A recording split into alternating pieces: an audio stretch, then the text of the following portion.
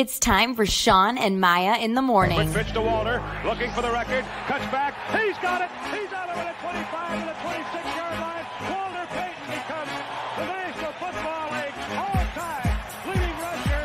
Jordan, open, Chicago with the lead.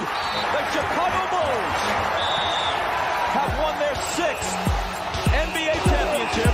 Chicago has won the Stanley Cup. Palmero over the head of Jenks. Uribe charges, throws, out! And the White Sox have won the World Series. A little bouncer slowly toward Bryant. He will glove it, go to Rizzo. It's in time, and the Chicago Cubs win the World Series.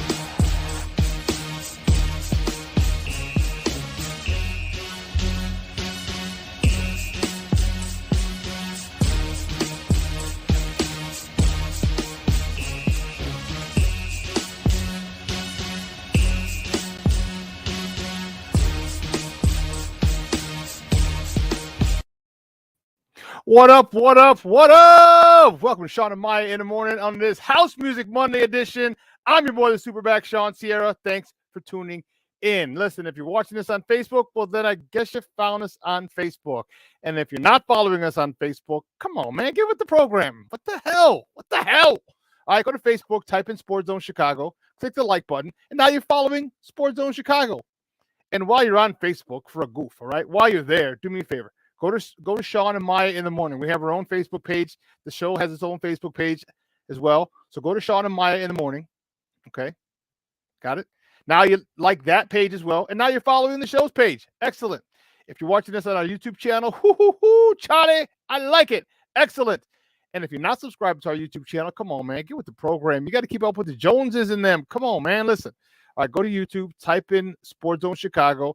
Click the subscribe button. Also click the little notification button, the little arrow, little bing, the little bell, ding, ding, ding, ding, little bell. Okay. So that'll notify you whenever a new show is coming on. All right. And not only do you get Shawn and Maya in the morning 3 days a week, but you get our other 4 live shows throughout the week. If you're watching us on our app, Charlie, I like that kind of party. And if you haven't downloaded the app, what? From a man, the Chef Daddy, what? Come on, listen. All right, listen, stop what you're doing, because I'm about to ruin the image and the style that you're used to. All right, wherever you get your apps, go there. All right, iTunes, Google Play, Amazon, Walmart, Kmart, 7-Eleven, Zayre, Marshall Fields, Zemsky's, Macy's, wherever you get your apps from. All right, you type in SportsZone Chicago, you download it, you take us with you on the go. So not only do you get Shawn and Maya in the morning 3 days a week, not only do you get our other live shows throughout the week, not only are they archived there for you to go and listen to it at your leisure, but guess what? We have a slew, and I mean a slew of articles, thanks to my man Clarence Council III. Big ups to my man Clarence, posted all types of articles related to Chicago sports. And if you're watching this on a Roku channel, Charlie, I like that kind of party. You ain't know? Come on, you didn't. Come on. We have SportsZone Chicago. We have our own Roku channel. Come on, man. You didn't know? Listen. All right. All the Roku TVs you have in the house. All right. Go there. Download. Look. Boom.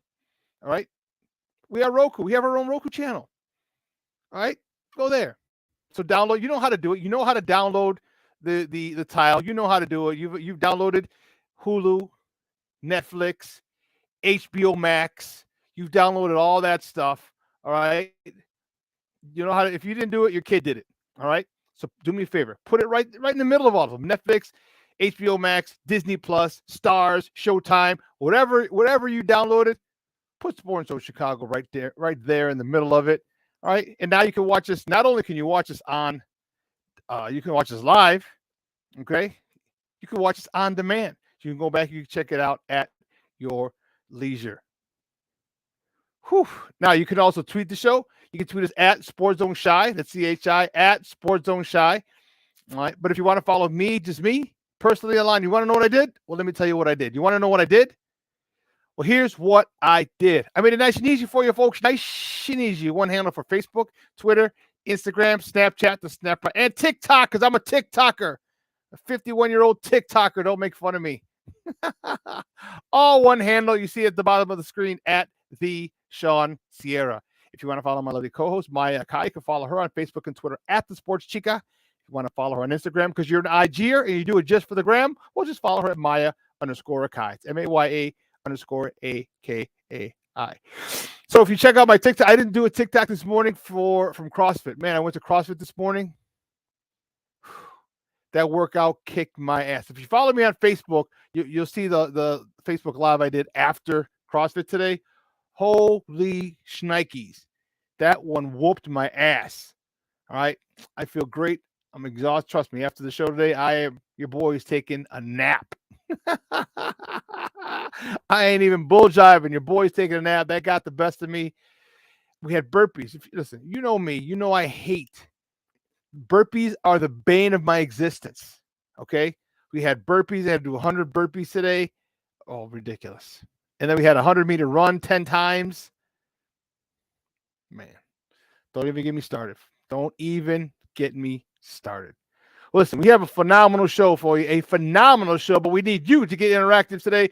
So whatever platform you're watching us on, whether it's Facebook, whether it's a YouTube channel, whether it's our app, I'm sorry, you can't stay interactive with us on our Roku channel. But if you're watching us on any of the other 3 platforms, just leave a question or comment right there on that platform. It'll come up here and it will get it on the screen. All right. And that's what makes this show so great. Your questions, your comments, your smart ass remarks. That's what makes this show so great. Who do you got in the house already? Cornelius Squall's in the house already. What's up, Papa? Pancho Holguin. He's down in El Paso, Texas.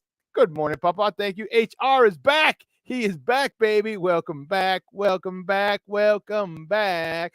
HR is back in the house. Michelle Walls in the Mickey Ficky house. I see you, Papa. Armando Emeterio Lara Jr. My man Junior's in the house. What's up, Papa? And the man from across the lagoon, Charles Edward Bingham McDavid Sr. What's up, Papa? And just checking in, my man Luis Mejia in the house. That's what I'm talking about. And trust me, we're going to have a whole bunch of other of the usual suspects checking in as the show goes on. Listen, keep them coming. Keep your questions, comments coming. It's going to be a phenomenal show. You know how we do every time. It's a phenomenal show. All right, it is. All right, but it's mostly because of you.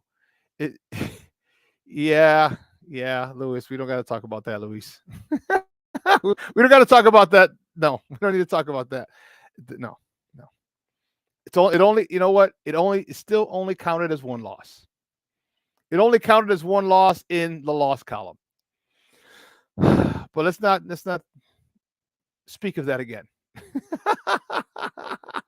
Let's not speak of that again. That was a very, very unfortunate situation. Yeah. That was not fun.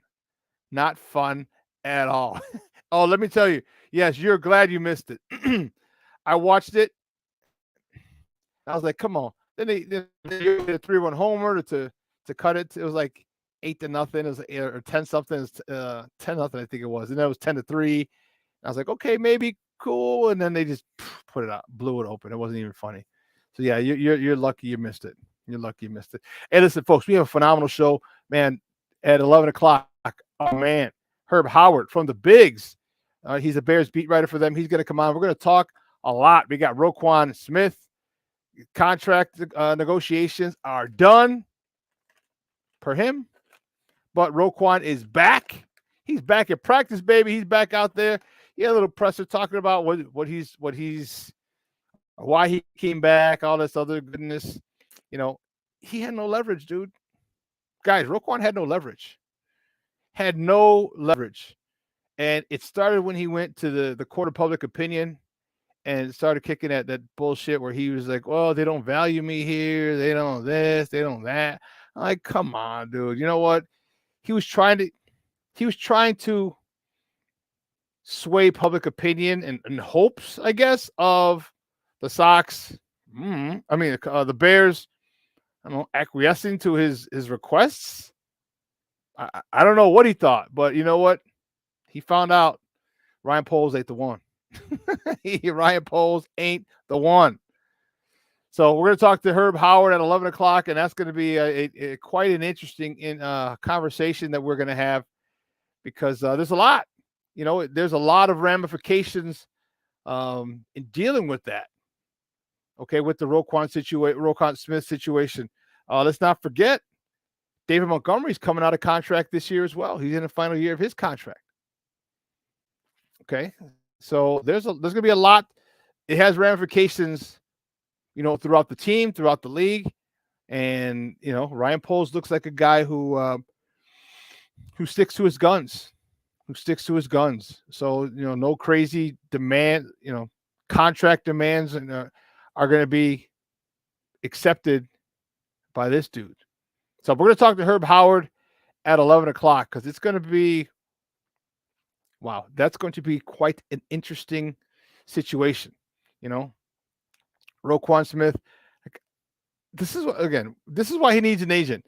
He talked about in the presser, he talked a little bit about, he's not, he's loyal to his teammates, he's loyal to the city, blah, blah, blah, blah, not so much necessarily the Bears organization. And it almost sounded as if he wanted to play this year out and then leave. That's what it sounded like. He didn't say that, but it sounded like that's the tone that he was taking. But I'm thinking, homie, they could control you for 3 more years. Now they can franchise tag you for 3 more years. Now the third year, that's very uncommon for a third franchise tag for a particular player. It's very uncommon, but it is possible. But if they do franchise tag him, let me check this out real quick. If they do franchise tag him, okay, that sets, wow, franchise tag linebacker franchise tag. So the linebacker franchise tag for 2022, or so it's for this year, it's 18.7 million. So that'll go up a little bit. So a little over 19 mil. So if they franchise him, he gets 19 mil next year. If they franchise him. If they franchise him a second year, it'll be a little more than a 19 mil, maybe 20, maybe 19 and a half. Who knows? Somewhere in there. All right. And if they franchise him a third year, again, it could be high 19, maybe 20 mil. Basically what he wanted, but some de-escalators. And in researching this, there are some other people in the NFL with de-escalation clauses in their contract, de-escalators. So I know Roquan's like, no one has this and this. No, the guy that he's kind of competing with as far as salary and contract wise, Shaquille Leonard, Darius Leonard, Shaquille Leonard, he wants to be called Shaquille now. In Indianapolis, he has de-escalators in his contract as well. So, it was a valiant effort, maybe a little misleading sometimes by Roquan, but we're going to talk to Herb Howard at 11 o'clock about that whole situation. And he's back. So he's back at practice. Okay. He's back practicing. He should be ramped up and ready to go. He's probably going to get a little bit of time in this last preseason game this Saturday. And that'll be it. Okay. Then they have, they don't play until September 11th. So they have, I think it's 2 weeks after that. So he'll have more than enough time to get acclimated. But I mean, he's been there. It's not as if he hasn't been around. He's been at the facility. He's been at all the meetings. He's been at all the games, which I thought was weird. If you're withholding your services, you probably don't show up to camp. But nonetheless, he was there. So from a concept standpoint, like he knows where to go, he knows where to be, and so he'll be fine. Now just getting him out there and doing it. All right. So I guess that's the one good thing I can say about Roquan being there, because I thought that was weird. If you're holding out and you're still showing up, so they called it a hold in or whatever. But anyway, he was able to pick up the defense. I know he had OTAs and the mini camps and all that other stuff, and he probably has a good understanding. But still, now that everybody's here, the fact that he's been here and watched, he should be able to pick up his position, the weak side linebacker. He should be able to pick it up rather quickly and go on to be a force. All right, that's what we're expecting, because he's featured in this defense. The will linebacker is featured. Okay, and you want a guy like Roquan Okay, you want a guy like Roquan, who's already made 100+ tackles. Remember, since he came in the league in 2018, there are only 2 people in the NFL who have more tackles than him. One of them is Bobby Wagner from the Seattle Seahawks, and the other is Shaq Leonard. Okay, Darius Leonard, Shaq Leonard, the guy from Indianapolis. And Indianapolis, he got all those tackles because he was featured. Imagine how Roquan. I am excited for Roquan because in this defense they feature. It features the will linebacker. And if he's getting 130, 140, 150 sacks without him being featured, what kind of numbers you think he's going to put up when the defense features you? You know? Let's see. Cornelius, Roquan wants something to prove Roquan with something to prove will be a dangerous man. Yeah, dog. I agree with you. He's motivated. And listen, they can still go and negotiate. They can sign him to a long-term extension after the season. And I know Roquan said that negotiations are off now. Okay, well, that's fine. You're under contract, so you're good. So don't worry. Terrence Scott, good morning, Papa. How are you? Thanks for tuning in. Roquan, you say Roquan's going to have a monster year?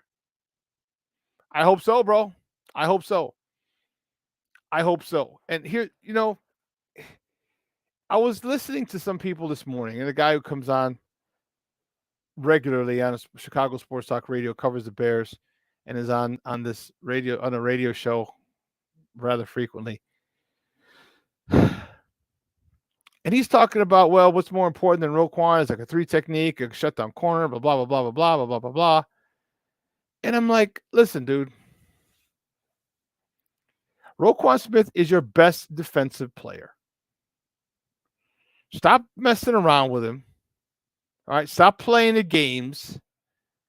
Okay? Well, first of all, he's got to stop messing around. Just get an agent. Just make it easy on yourself. Get an agent or get a lawyer. Pay the lawyer by the hour if you want. That's what Ray Allen did in the NBA. Just pay the lawyer by the hour. $300, $500 an hour. It's going to be a hell of a lot less than your contract extension that he would get if he's an agent. If that's what you're worried about is your money. All right. Stop worrying. Do that first and foremost. Okay. Ball out. Charles, yes, they do. Well, Charles, we're going to talk a lot more Bears. Okay, with Herb at 11, but we'll talk some Bears in the next segment. Don't worry, we'll talk. And there's a lot of things I like about this Bears team. A lot of things I like. But guys, you know how we do. The first segment of every show is called Top of the Morning. Just when you want it. Top of the morning to you. Top of the morning to you. Top of the morning to you.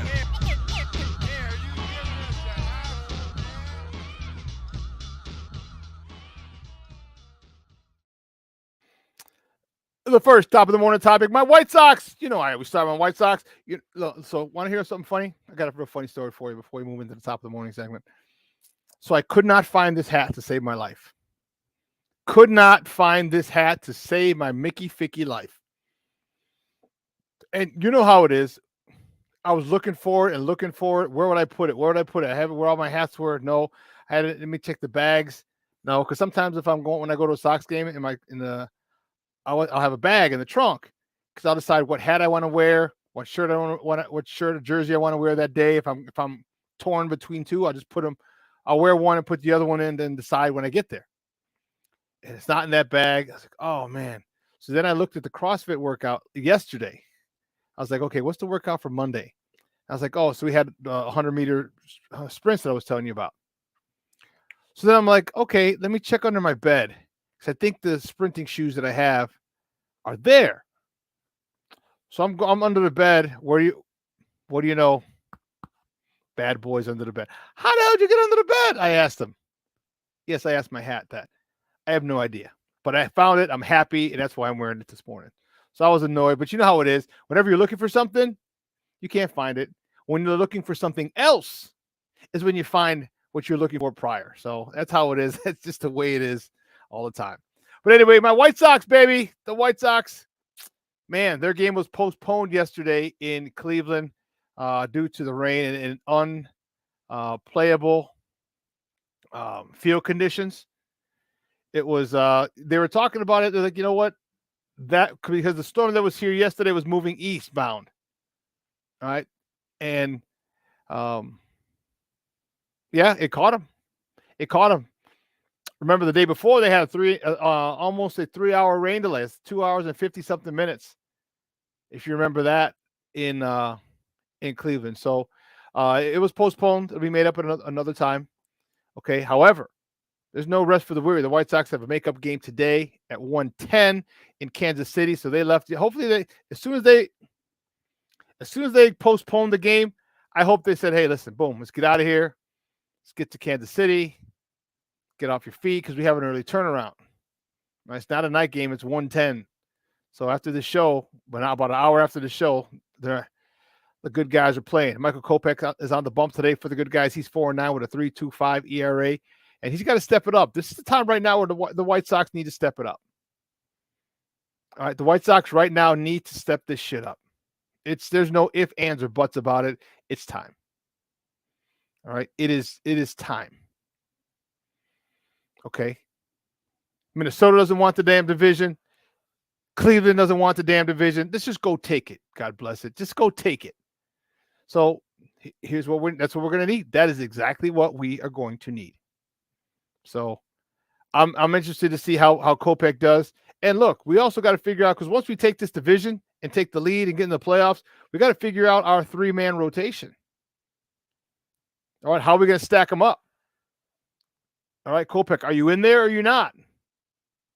Because right now I got Dylan Cease, game 1.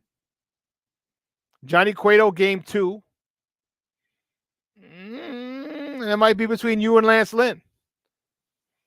Because Giolito's not in my rotation. I'm sorry, Papo. No way. No way, Jose, is Giolito in my starting rotation for a playoff series. He's right now he's 5. And it's not because of his stuff. That's not it at all. He's got phenomenal stuff. But we don't know what Giolito's going to show up. And in the playoffs, you can't afford to have bad Giolito show up and then try and cover it up real quick with Ray Lopez, who's done a really, really good job, phenomenal job this year. Although last outing he got touched up and got the loss, I believe. But you don't want to have that happen. You want your starting pitchers to go 6+ or 7 full. Hell, if you can get 7+, hey, Johnny Cueto went 9 the other day. I loved it. I'm sorry, he went 8 2/3. 8 2/3, and the only reason he came out was there was a runner on first, I believe, and there was a guy who he hadn't gotten out all day. Was the next dude at bat. The guy, he hadn't gotten him out all day long. So Tony's like, no. I'm bringing in Liam. And so, yeah, Liam got the save for one batter. But, yeah, it was good. So, Johnny Cueto. So, right now it's Dylan Cease, Johnny Cueto, 1 and 2. And then it's Kopech or Lance Lynn. I'm kind of leaning toward Lance Lynn. All right. Especially if Lance Lynn continues to improve. Remember, he started late due to an injury. So, where are you, Giolito? I don't know. But right now, you are not. Let me say this. You are not in my starting rotation in the playoffs. It just is what it is, Papa. The cream rises to the top, and you haven't done that. You get fidgety, okay? You get restless on the mound when something doesn't go bad. Like, I need my pitchers. All right, when you give up a home run, okay, give me the ball. Next batter. Yeah, you're demonstrative. You're a little. It seems like you can tell your body language slumps. You move a lot faster because you're frustrated. You can see that. I don't need that from my pitchers. That's not good for my pitchers. Okay, because in the playoffs, it's a new season. Everybody who's batting like shit in the regular season, guess what? They could turn it around. Not to mention the stars who were hitting very well. So, yeah, Giolito, sorry, Papo, you are not in my rotation. Not for the playoffs. Now, coming off the bench, possibly. We would need a clean inning out of him. I don't know if you could bring him in with one out and runners on first and second. Yeah, I don't think he can do that. I think he needs to start off an inning. He needs a clean inning for him to come in the bullpen. But we're going to see. All right, we got a couple weeks left of the season, and it's the home stretch. And Lucas Giolito's got to step it up big time, as does the rest of the pitching staff. And God bless it, those bats, those Mickey Ficky bats need to come alive. Don't get me started. Don't get me started. Hey, well, listen, guys, we got to take a quick break. And on the other side of the break, we have more top of the morning topics. So don't go anywhere, folks. Keep it locked right here. Shawn and Maya in the morning on SportsZone Chicago.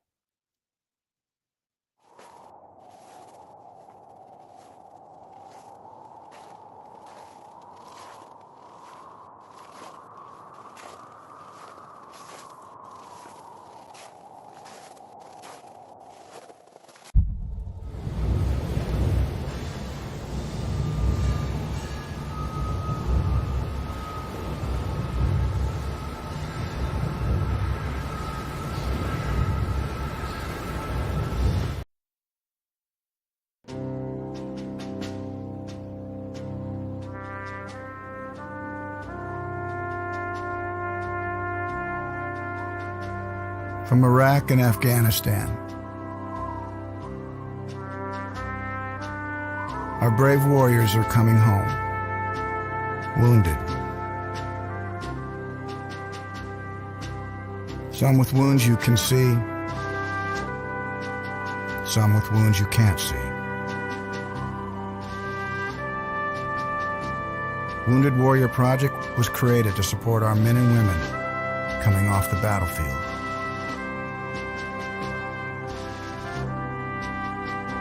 Please help carry these warriors the rest of the way home. Get involved at woundedwarriorproject.org. Progressive presents the Sports Flash on the SportsZone Chicago. Back, warning track. Whoa, he's done it again! The call on Brewers Radio 5-2 the win over the Cubs in Chicago on Sunday. Keston Hiura homered twice and drove in 3 runs. Rowdy Tellez also went deep. Willie Adames hit a tie-breaking sac fly for Milwaukee, which had dropped 3 of 4. Chicago got home runs from Ian Happ and Seiya Suzuki, but finished with just 5 hits. Rowan Wick suffered the loss. Milwaukee sits 5 games out of first place in the National League Central, chasing the Cardinals, who have won 7 straight. The White Sox and Guardians were postponed in Cleveland due to rain. The makeup date to be announced. The Guardians lead the American League Central by a game and a half over the Twins, 2.5 games over the White Sox. The Bears are 2-0 in preseason action after beating the Seahawks on Thursday. They'll play again this Saturday at Cleveland. Regular season opener September 11th at home against the Niners. For lightning fast sports updates, download the Score app. It's free and one of the most popular sports apps in North America. I'm Chuck Sanders. That's the Sports Flash on the SportsZone Chicago. It's back. Progressive presents the Sports Flash on the SportsZone Chicago.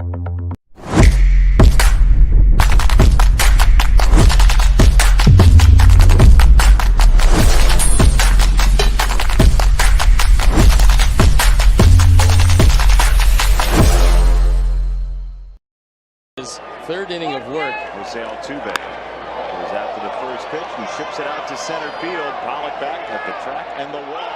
Oh, AJ! Larceny in center, one down. Altuve hits this one a long way. AJ now is on the track. He leaps up as high as he can go. There's a good chance that one's out of the ballpark. But for that. Welcome back to Shawn and Maya in the morning at SportsZone Chicago. That clip courtesy of NBC Sports Chicago. That was one of the good things that happened with this in that game. That was not a nice game. Not a nice game. Brandon Levingston, what's up, Papa? He's coming from the left coast. He's on the west side with Snoop and Dre and them. What's up, Papa? Good morning. Couple more weeks, Brandon. You're back. You in the shy. Okay, week 1. I know it. Don't lose that list, dog. Don't lose that list. Yeah, so that's good stuff. Oh, listen, moving on to the next top of the morning topics, the Cubs. As you heard on the update, the Cubs, they fall to the Brewers. Oh man, 5-2.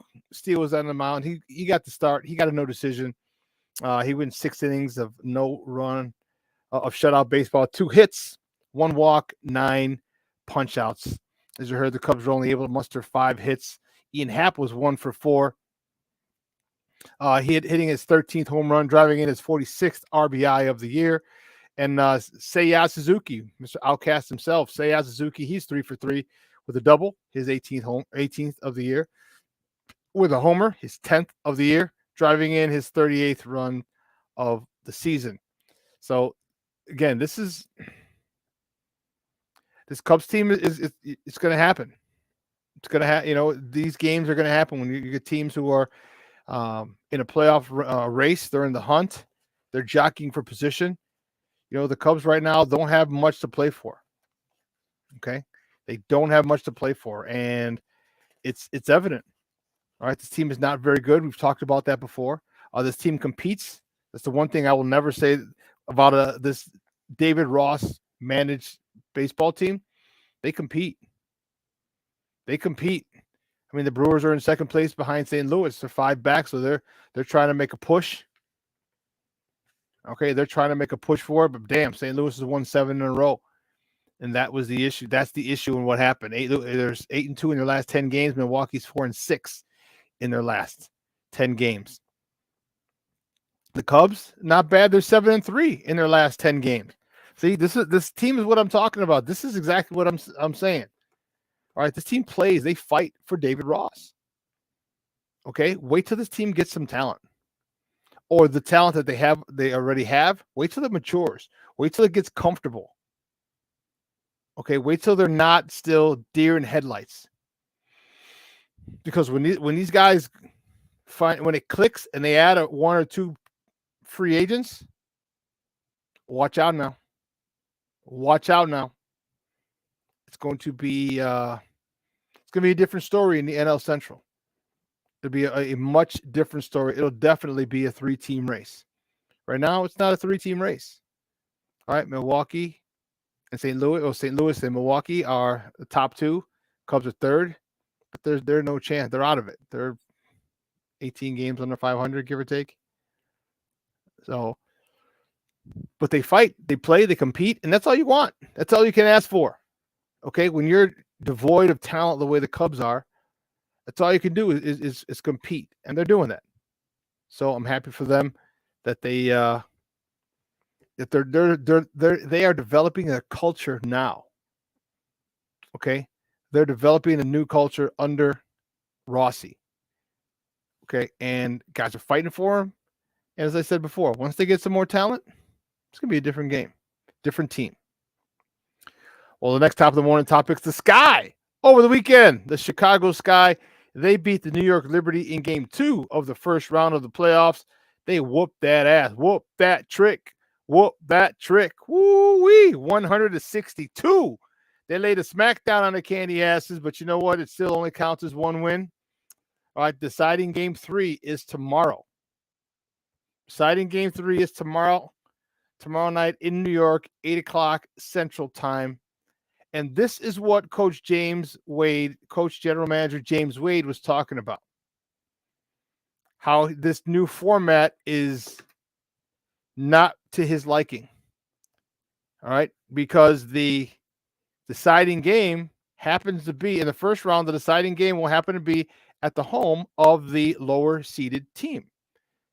Okay, the first 2 games were in Chicago, or put it this way, the first 2 games are in the higher seed, in the city of the higher seed, and if a third game is necessary, then it goes to the lower seed. Well, I don't know about you, but if I had a deciding game, I'd want to play it at home.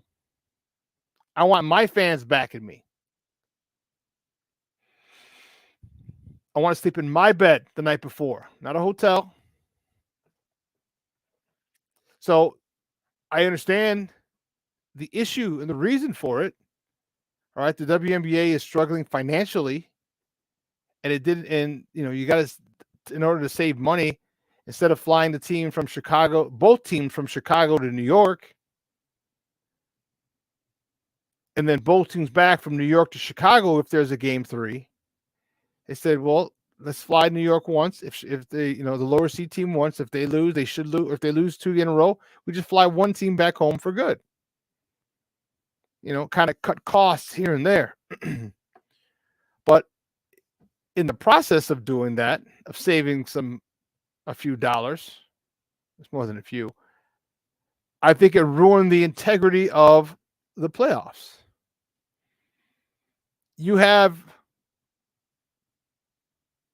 You've busted your ass all season, and the Sky had a franchise record 26 wins this year. All right, this is after they came off and they won the title last year. They were 500 last year, and there was no championship hangover for the Sky. They got the majority of their players back to 1-year deals. Quigley, Vandersloot. Okay, Parker was under contract. All right, they got those girls back for a run at it, and there was no hangover. They went from 500, so 26 and 10, so 36. They went 18 and 18 to 26 and 10. Best record in the history of the franchise. They improved from last year. Got a number 2 seed. Only because they lost the season series to the Las Vegas Aces, who was tied with them with the same record. And you can't have the deciding game at your facility, your stadium. That is a travesty. That is a travesty. I'm sorry, NBA, you sponsor this team. You sponsor this league. Excuse me. You gotta keep it afloat.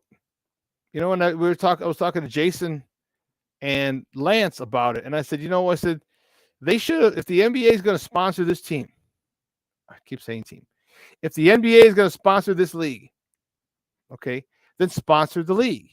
Say, listen, we're going to sponsor you for 6 years, 8 years, 10 years, whatever it is.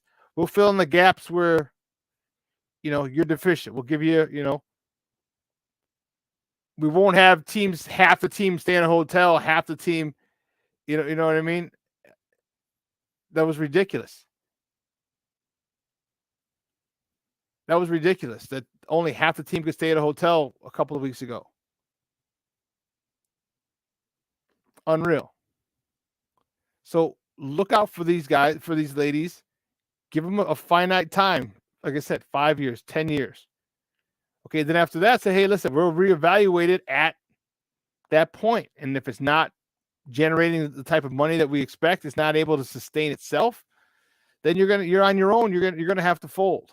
If it is, perfect. We're gonna help you do everything to get to that point. And the best way to do it would be monetarily. All right, trust me, NBA, you're worth billions. You can afford a couple million, tens of millions for the WNBA. You can do that. Why you're not doing it, I have no idea. But Saturday's game, that was huge. Kalia Copper, she had 20 points. Courtney Vandersloot, 16 points, 9 boards, 4 dimes. Candace Parker, Chicagoland's very own. She just does what Candace does. Double-double, 12 and 12. 12 points, 12 rips. All right, and Azura Stevens, she had 14 points and 4 rebounds. They're going to need another great game tomorrow. All right, the New York Liberty have life. The New York Liberty can hit the 3. That's what they did in game 1 to win it, to steal it. The Sky's going to have to play the defense that they played in game 2 in New York in this closeout game. Someone's going home. Win and move on. Lose and go home. The Sky is the better team, hands down. So the Sky need to bring their A game. And I'm really not worried about them bringing their A game because Coach Wade has done a good job this year of having those girls ready, as evidenced by after the year after winning the title, they set the franchise records for most victories in a season. All right, so these girls are focused. All right, New York was just on in game 1 from beyond the arc. They were just on. It happens. So now these girls got to get real focused because a lot of these girls came back for one more run. One, they're older. This is an older squad. Candace Parker's 35. Courtney Vandersloot, Annie Quigley. All these ladies are up there in their 30s or late 20s, early 30s. It's not a young team. They're not 24, 25-year-old girls. These are vets. And I think it was they wanted to run it back one more time, try and go back to back, something that hasn't been done in the WNBA since 2000, 2001. I think the Sparks might have done it. But in about 20, it hasn't been done in over 20 years. I think they're ready. They're ready. Big game tomorrow in New York City with our girls. Chicago Sky taking on the Liberty. The next top of the morning topic, the Bears. Roquan Smith. He's back, baby. Welcome back. Welcome back. Welcome back. Roquan Smith was back at Bears practice this week. And let me tell you, he was they grilled him. They grilled him. And hell, I saw it. I was watching it. I was like, hey, well, it's what you get, Papa. It's what you get. You Roquan has had quite a few situations. Let me just put it that way. Since he first got in the league, if you recall, his rookie year, he had his playbook stolen. Remember, he left it in his car. And you're like, who would leave their playbook in the car? You're a rookie. Who would do that? Well, apparently Roquan Smith. Right? Then Roquan Smith had a no-show at a game in 2019. No-show. Who does that? I'm sorry. Before that, he held out his rookie year. He held out. Then he had the no-show in 2019. Now, mind you, his on-the-field play, sparkling, second to none. But it's off-the-field issues. The Bears just said it was a personal matter. That's what they said. I don't know if I agree with it. Well, it was a personal matter. I don't know what the situation was. I have an idea. I have some sources. Okay. Unfortunately, I can't share those with you. But some of the information that was given to me. But yeah, this guy. I think he needs to get paid. I just think that, his issue was, I don't believe that they're at an impasse with the money. I don't. I think they're at impasse at how the money is distributed. That's the issue. Okay, if you remember the statement that he asked, they said, he said it was backloaded, and if he took a deal like this, it would not be good for the linebacker market. Okay. Well, the Bears obviously know some things about him and off the field issues that are causing them to say, hey, listen, if you last this long, you can get it. But also, the longer they hold that off, the more chance for injury. Anytime you walk on the field, you have a chance for injury. So as a player, he's like, I want my shit up front. I want my guaranteed money up front. Bears are like, well, you got to go through this. Or Ryan Poles is, you got to go, get it at the end of your deal. So that's where they break apart. I don't know. He came out yesterday, said he's putting it behind him. No negotiations. He's for his teammates, the city. Okay. Go ball out. Go ball out. Because you're going to make a lot of money next year. And it's going to be with the Bears. It's that simple. Unless they trade you, which they aren't, you're getting a hell of a lot of money next year, Papo. A hell of a lot of money. What do we say? It's 19.7 this year for the linebackers? The franchise tag for the linebackers? Double check. Man. Here it is. I'm sorry, 18.7. NFL franchise tag for the 2022. The linebackers, 18.7. So next year it'll be over 19 mil. So you're going to get your money. You're just not going to get it up front. The Bears have their reasoning for not deciding to give you this upfront money. A lot of it, I'm sure, had to do with your off the field issues.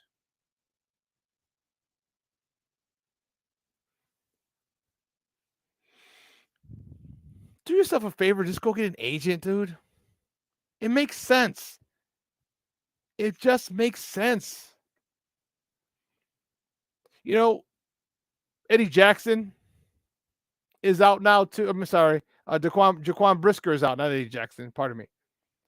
Jaquan Brisker's out with a broken thumb. They're saying he should be back by game time. Look, Roquan, you've added some. There have been some pieces added to this defense, some very good pieces.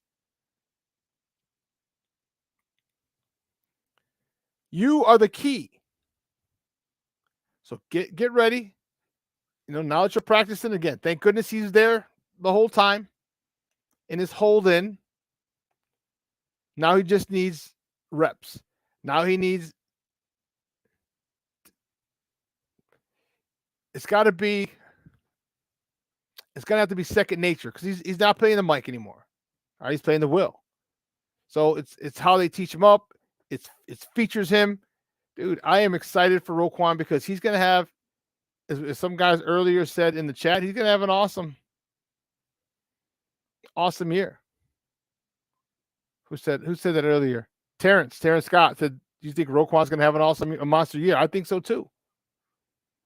With a defense that's catered to feature you, to feature the will.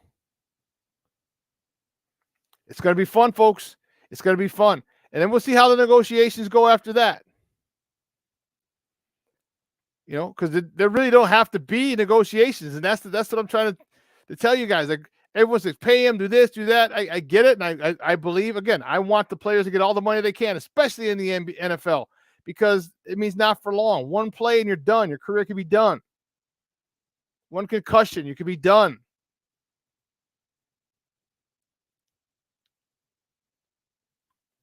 But the Bears are standing firm. So he's going to have to go out there and he's going to have to earn it or keep earning it. You know, I wonder if they use the no Pro Bowl selections, no first team All Pro selections against him in bargaining and negotiating. I would if it's business. Like, you haven't even made a Pro Bowl. You're not even first team All Pro. And you want to set the market. Maybe that's one of the reasons he was so pissy about it. I don't know. I would love to be a fly on the wall. I don't know about you. I'd love to be a fly on the wall in those rooms or in that room where they're negotiating with Roquan Smith.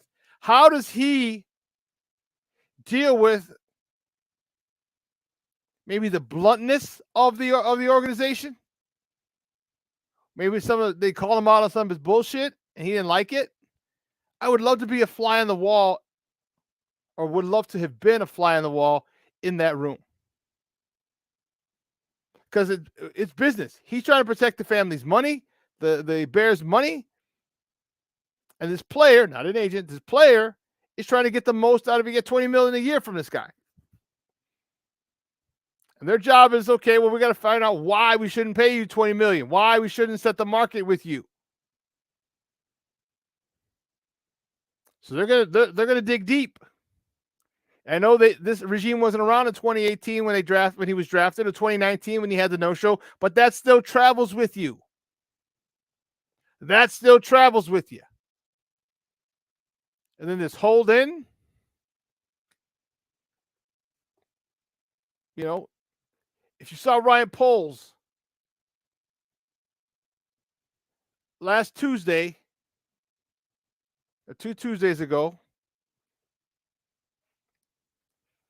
after Family Fest, when he called the emergency press conference, he wasn't supposed to speak. You could tell he was a little pissy. He was a little frustrated. He was a little annoyed. Because before Family Fest is when Roquan released that statement, I want to be traded. He sent to Ian Rappaport. And then, like I told you yesterday, last show, Adam Schefter got a hold of what was being offered to him. He took it to a couple of teams, and a couple of teams said that's a good deal for him. But maybe the other teams know some of his issues and some of his problems off the field as well, which is why they said the same thing. Or maybe it was just a great contract, and Roquan was trying to was lying to us and just wanted the sympathy from the fans.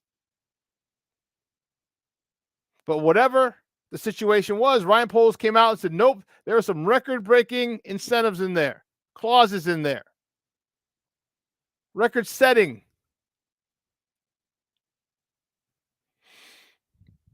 Record setting.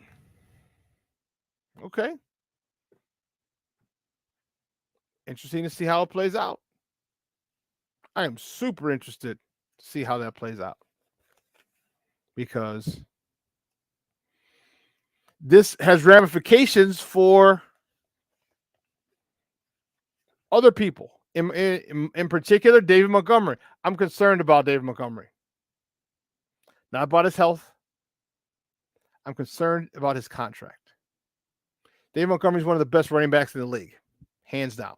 He can do it all. He doesn't have a lot of flash, though. He doesn't have a big name. Okay. He needs 1,000 yards. Okay. In this new scheme, I think he's good. I don't think he's the best fit for it. I think Khalil Herbert and I definitely think Treston Ebner are better fits in the zone blocking scheme, the outside zone blocking scheme, than Montgomery. But I think Montgomery can do well. The issue is, are they going to take carries away from Montgomery? Because Khalil Herbert, you want to feature him more. Because Treston Ebner, because you want to feature him more. All the while taking away your carries. And if you know anything about a running back, you know that they like to get lathered up. They like to give me 15, 20, 25 carries. And if his shit goes down to 15 carries, you can't really get off on 15 carries. Sure, you can break a long one here or there. It's possible. But you give a running back 15 carries, you're not seeing a consistent result of 100 yards. So with that, not with them now being probably far away from his goals of 1,000 or 1,200 or whatever, they're going to use that in negotiations. That I can tell you. Sorry, homie, you haven't rushed for 1,000 yards. You haven't done this. You haven't done that. You haven't done this. Our research says we should only pay you this. They're cutthroat. They are cutthroat. All these things happen because all these things have the potential to happen because of the way Ryan Poles, the way he handled this Roquan Smith situation. It's gonna be quite interesting to see how this progresses. And again, at 11 o'clock, we're going to ask our man Herb Howard from the Bigs about this. We're going to ask him about this because you don't want to lose David Montgomery, but you do have two good backups. Now, I'll tell you this, Khalil Herbert needs to work on his pass pro. He did a better job last year in pass pro, which is why he played. You don't play rookie running backs unless they can pass protect. You don't. Period. You're going to get the quarterback killed. It doesn't matter how many yards you rush for in college. They look at, can he pass protect? And he did a good enough job to the point where he split time with Montgomery. Montgomery getting the majority of the carries, of course. But they felt comfortable putting him out there. Now he's still, I was at camp. And it was, Missed a couple blocks. You saw it in the game. Got him sacked. You got to step your game up, big dog. Listen, we got to take a quick break. We got to take another break. On the other side of the break, we have more sports conversation. We're going to talk about the good guys, the White Sox, as they head to Kansas City today for a one-game set. It's a makeup game. According to this, he does need to catch the ball better. Yes. So we're going to come back. We're going to talk a little White Sox, baby, on the other side. So don't go anywhere, folks. Keep it locked right here. Shawn and Maya in the morning on SportsZone Chicago. Progressive presents the Sports Flash on the SportsZone Chicago. Back, warning track. Whoa, he's done it again! The call on Brewers Radio 5-2 the win over the Cubs in Chicago on Sunday. Keston Hiura homered twice and drove in 3 runs. Rowdy Tellez also went deep. Willie Adames hit a time-breaking sac fly for Milwaukee, which had dropped 3 of 4. Chicago got home runs from Ian Happ and Seiya Suzuki, but finished with just 5 hits. Rowan Wick suffered the loss. Milwaukee sits 5 games out of first place in the National League Central, chasing the Cardinals, who have won 7 straight. The White Sox and Guardians were postponed in Cleveland due to rain. The makeup date to be announced. The Guardians lead the American League Central by a game and a half over the Twins, 2.5 games over the White Sox. The Bears are 2-0 in preseason action after beating the Seahawks on Thursday. They'll play again this Saturday at Cleveland. Regular season opener September 11th at home against the Niners. For lightning fast sports updates, download the Score app. It's free and one of the most popular sports apps in North America. I'm Chuck Sanders. That's the Sports Flash on the SportsZone Chicago.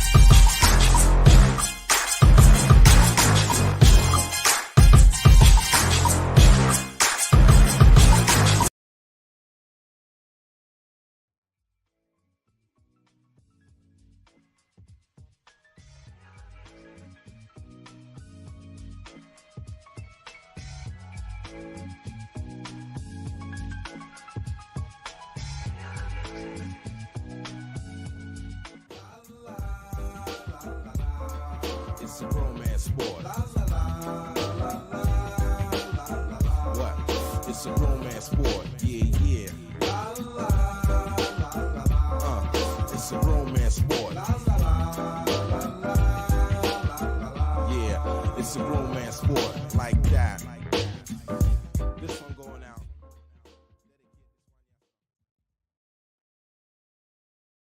Thoughts of suicide may feel impossible to overcome, but with help and support, you can find hope and meaning. Call the National Suicide Prevention Lifeline at 1-800-273-TALK to speak to a counselor, or visit suicidepreventionlifeline.org. It's free, it's confidential, it's available 24 hours a day, 7 days a week. And even if it feels like it, you're not alone.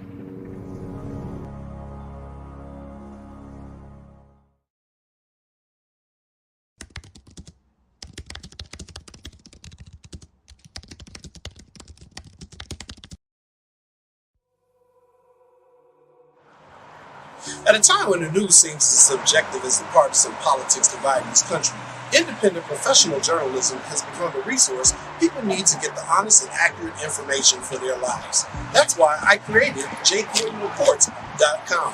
As a born and raised Chicagoan, I know this city better than anyone. So my investigative stories are all original, and they'll go deeper to expose the truth by using information obtained from public information databases and in-depth interviews with the movers and shakers. My future stories will introduce you to people and businesses who are changing the world, not just Chicago. My missing person stories will spotlight those who you don't hear about in the mainstream media who are often overlooked. If you want to hear my personal views on things around the world, check out my blog site, which is based off of factual information and my life experiences. There's also past episodes of my weekly sports podcast show, What's Up Cuz, that I host with my real-life cousin, Lance Urban. So if you're looking for all this information and more, check out jcoydenreports.com and follow me on Twitter at jcoyden.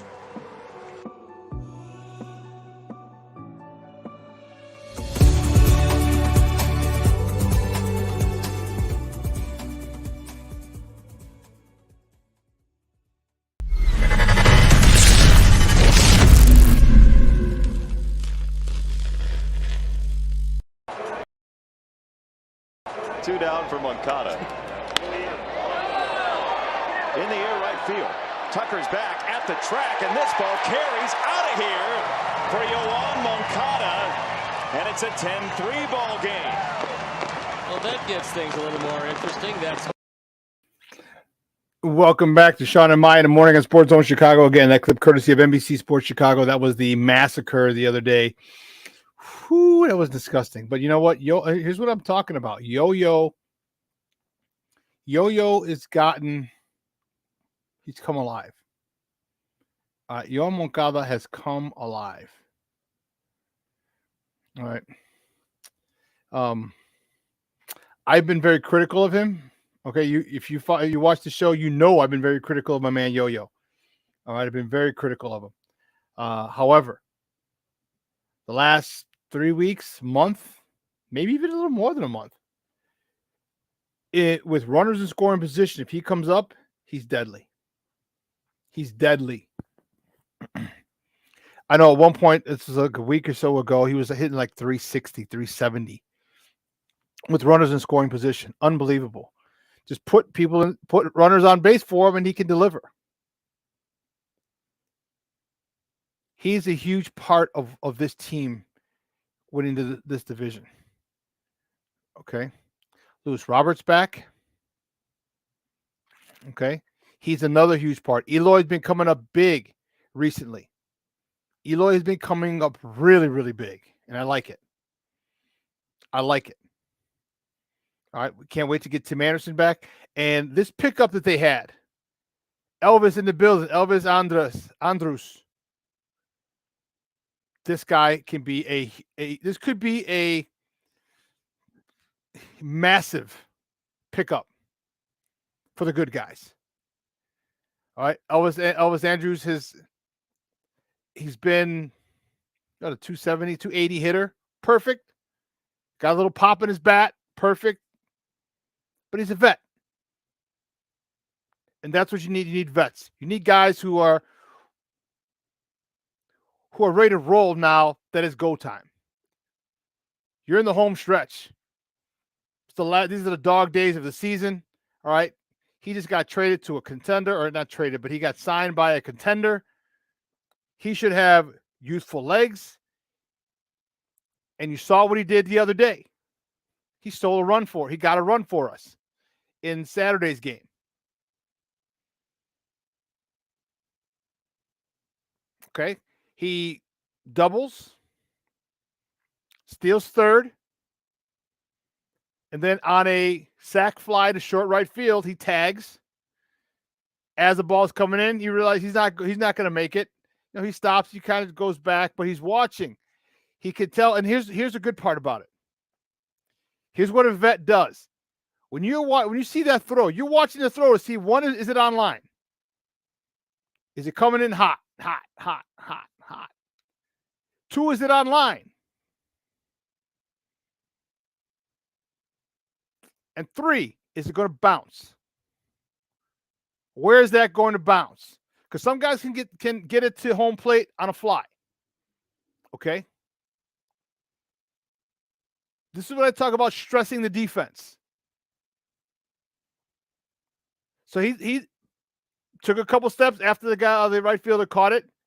And then on the throw, he noticed, one, he missed the cutoff man. But 2, that ball was going to land. It looked like it might have been, like it was going to be a little hot to handle. So he didn't retreat to third base right away. He stayed and kind of inch forward to see if the catcher can come up with it cleanly. If he did, he would just go back to third. He didn't. He got away from him. His momentum said, you know what? Bump it. I'm going. He got it. The pitcher was there. He kind of shoveled the ball to the catcher. Not in time. That type of effort and that baseball IQ is what's needed for our boys. What's needed for this home stretch. And I'm not saying anybody else would have done it or would not have done it. I'm just saying Elvis Andrus did do it.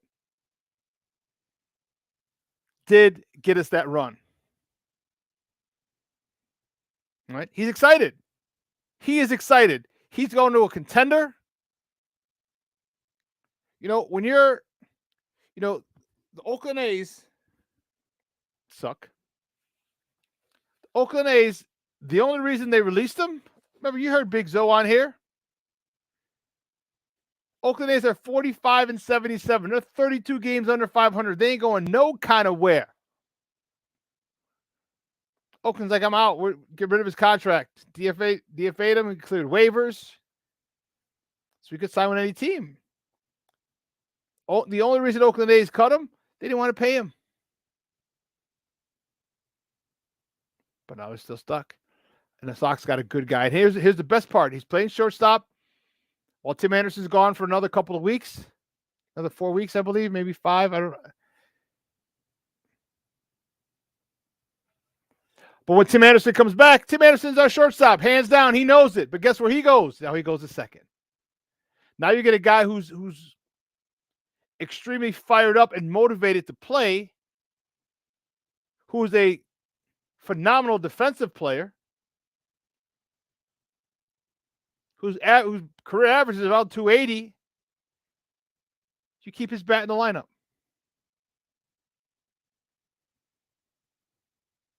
Great signing by the White Sox.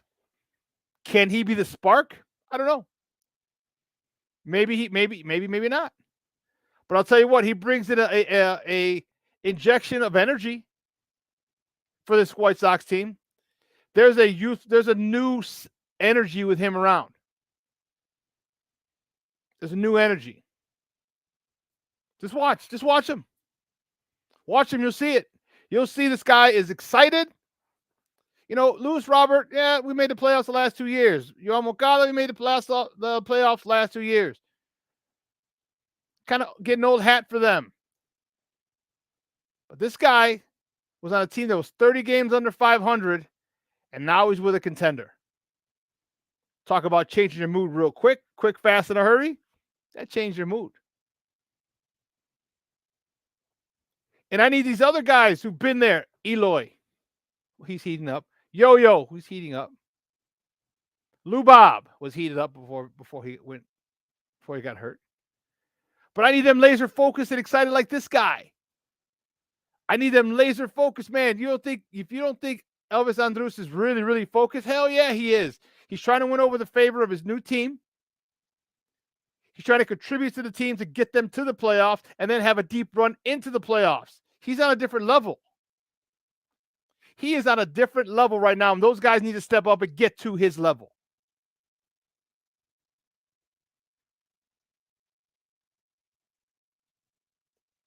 Pitchers included.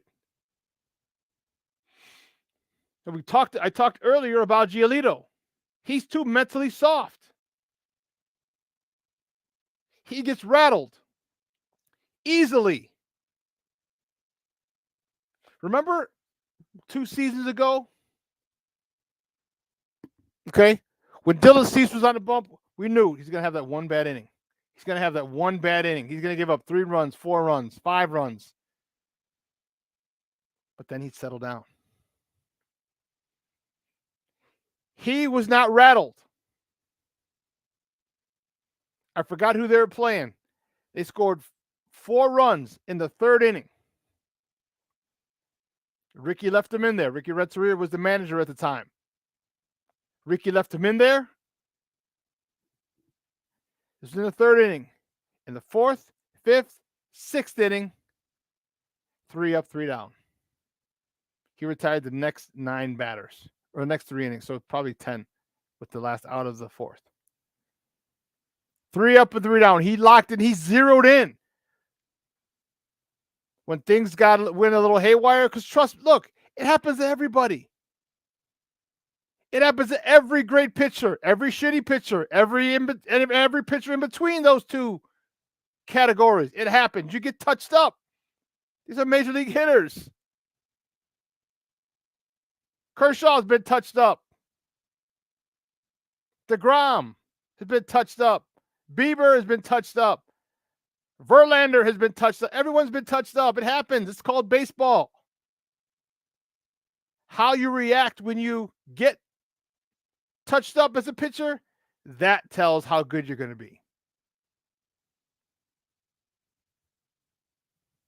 And Lucas gets too flustered. Dylan Cease, oh well, part of the game. Next, strike him out. Johnny Cueto, I don't know what the hell that dude's doing, dude. I have no idea what the hell Johnny Cueto has done. He threw a 72-mile-an-hour curveball the other day. 72 miles an hour. In an age where you don't get to the bigs unless you're throwing 90 plus. He threw a 72-mile-an-hour curveball for a strike the other day. I don't think the batter swung because he hasn't seen a 72-mile-an-hour pitch in a long time.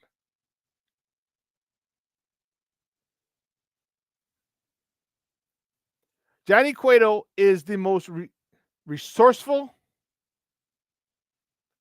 pitcher I've seen in a long, long, long time. Long time. You know, his quick pitches, his rocking back, his stutterers, his pauses, his all this, with no men on, of course, because then it's a balk. But it gets people, and what's so frustrating is you get guys, as Sox fans, we're always programmed for the worst. They get runners on first and second or first and third. Like, oh man, less than 2 outs.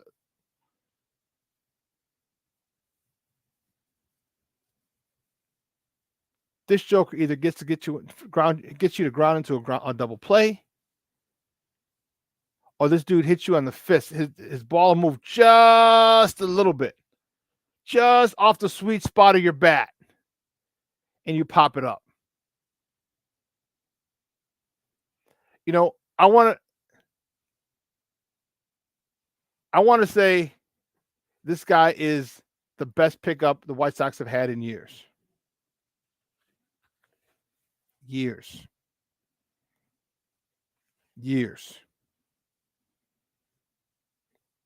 We have another issue with the White Sox. Well, we got a couple issues. Yasmani Grandal. First of all,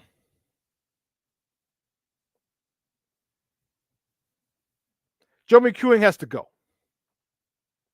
Joe McEwing has to go. He is going to cost us a run or two at the wrong time. Yeah, Yasmani Grandal the other day, who hyperextended his left knee at the plate. He shouldn't have been going home. He should have been sent home. Joe McEwing was sending guys when they shouldn't be sent. And then now he's sending guys when they should be sent. And then he sends Yasmani when Yasmani shouldn't be. Yasmani's not fast. He's a catcher. Very few catchers are fast.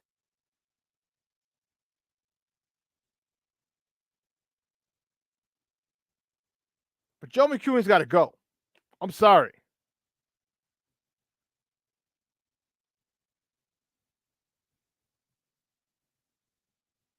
I'm sorry. There's no ifs, ands, or buts about it. Joe McEwing, later Papa, you has to go. That's an issue. That is an issue. That's going to be, what if that was the playoffs? You got to have a guy who knows when to send them. First of all, who's running and who's throwing the ball from the outfield. And as baseball players, you need to know that too. You need to know who. All right, the ball's hit the right field. Okay, I can't score on this. This guy's got a cannon. Only way I'm scoring is if this ball's offline or gets away somehow. Then I can kind of score. I could go a secondary advancement to the plate, but I'm not coming around third with a full head of steam if I know this guy in right is a cannon.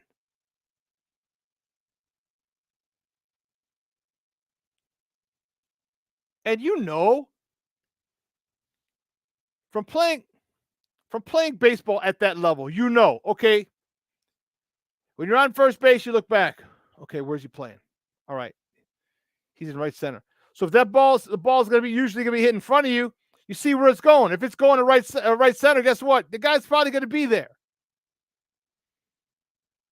This goes on the a little on the runner, because if your third base coach tells you to go, you go.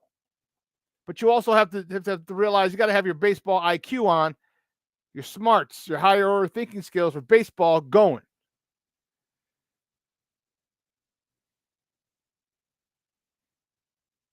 But that's going to be an issue. That's going to be an issue. I'm not happy about it at all. I don't know if he got. I don't remember if he got hit in the face. I don't remember.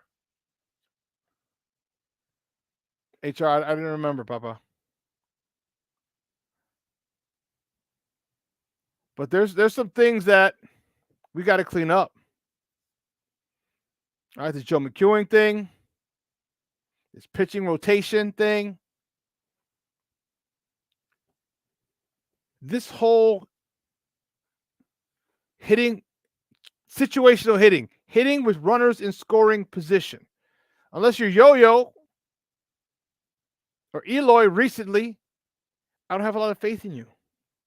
I don't.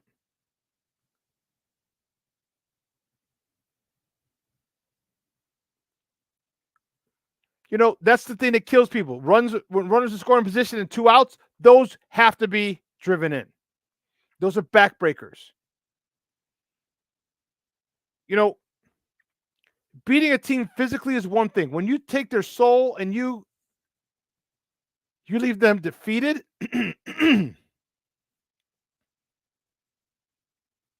it's another thing. Psychologically, when you, as a baseball team, when you start scoring runs with 2 outs, that takes its toll on the defense. Big time toll. They got to come up clutch. They've got to come up clutch. You know, we go to KC today. We can't be screwing around. Cannot be screwing around. Michael Kopech's on the bump. All right, you need to get your shit together. All right, I know you're 4-9 with a 3.25 ERA. You're going against Daniel Lynch. All right, well, he's 4-8 with a 4.52 ERA. You and your boys got to put on, man. I'm looking for the best to come alive because we only got one game. It's a quick pit stop. It's a pit stop in Kansas City because then we head to Baltimore. And I don't know if you know it, but Baltimore has been quite the interesting team. They're 5-5 in their last 10. But if you recall, they had that 9-10 game win streak earlier in the season. No, was it 14? I want to say.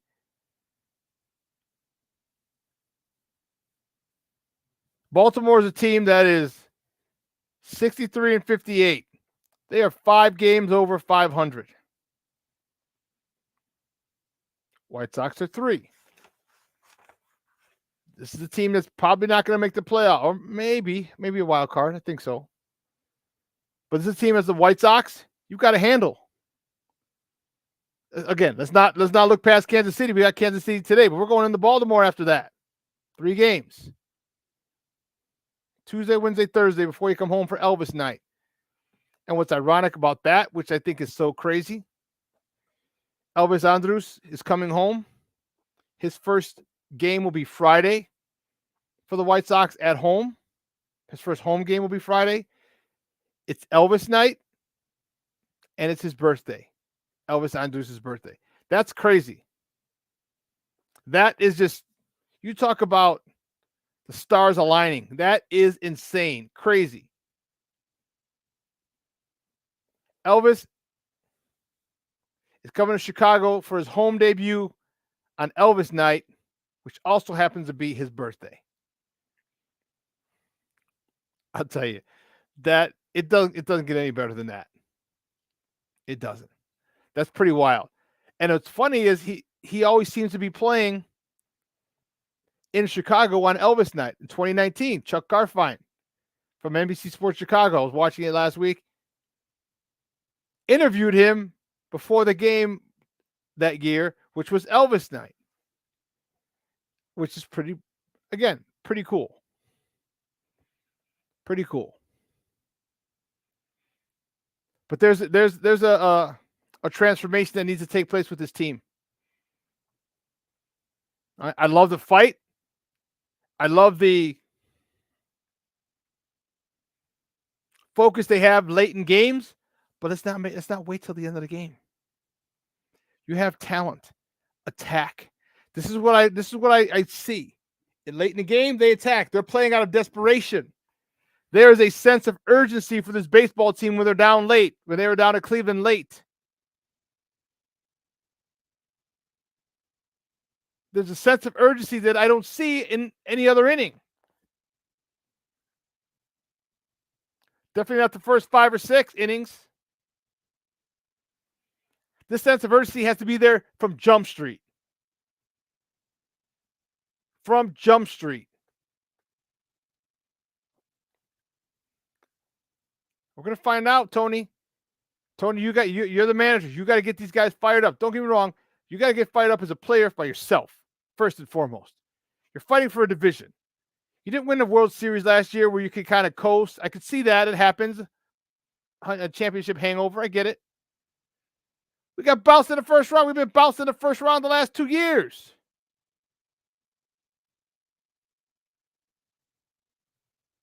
So if that doesn't piss you off, I don't know what does. I don't know what will.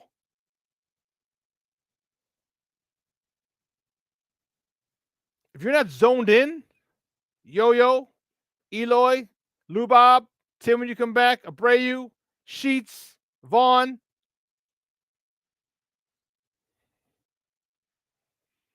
I don't know what to tell you. And this Yasmani Grandal thing, that hurts. That hurts. No pun intended, of course. No pun intended. So the White Sox are sending up a youngster. A youngster.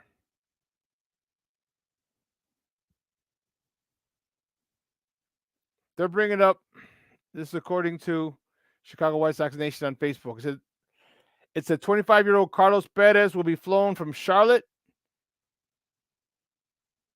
to Kansas City to take Yasmani Grandal's roster spot. Perez down in with the Charlotte Knights in AAA is batting .257, 17 homers, 63 ribbies with the Knights. So the average isn't very good. However, home runs, nice. RBIs, nice. I don't know where he's from, but he'll fit right in with all the Hispanic players on this ball club, all the Spanish-speaking players in the ball club.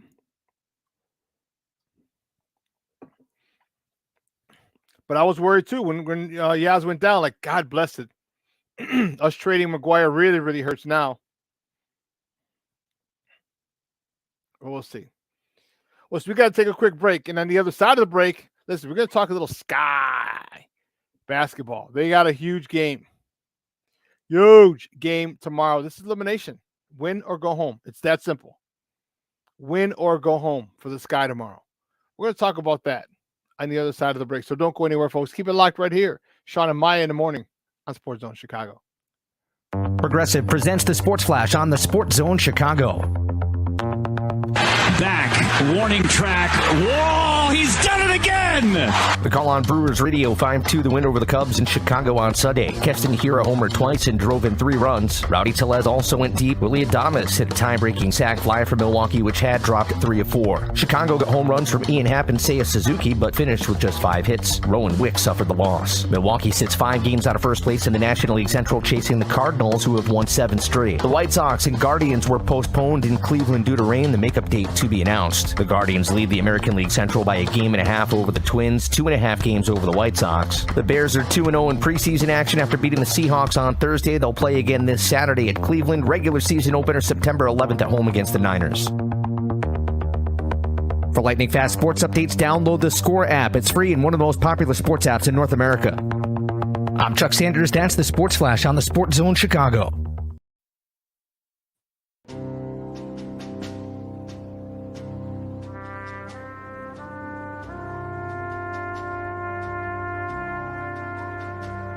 From Iraq and Afghanistan, our brave warriors are coming home, wounded. Some with wounds you can see, some with wounds you can't see. Wounded Warrior Project was created to support our men and women coming off the battlefield.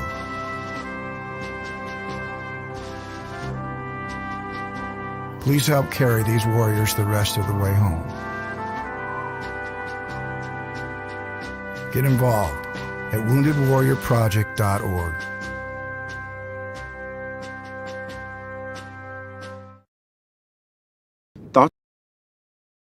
Thoughts of suicide may feel impossible to overcome, but with help and support, you can find hope and meaning. Call the National Suicide Prevention Lifeline at 1-800-273-TALK to speak to a counselor, or visit suicidepreventionlifeline.org. It's free, it's confidential, it's available 24 hours a day, 7 days a week. And even if it feels like it, you're not alone.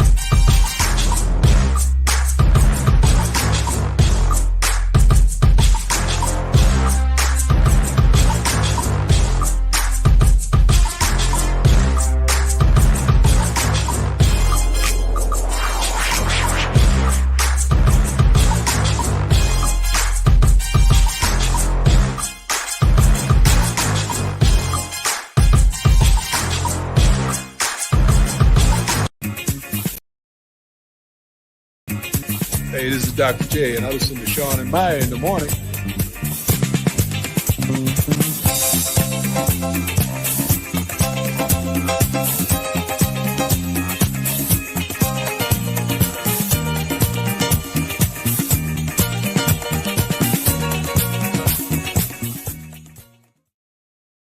Went down with an apparent injury, but no restriction, says James Wade.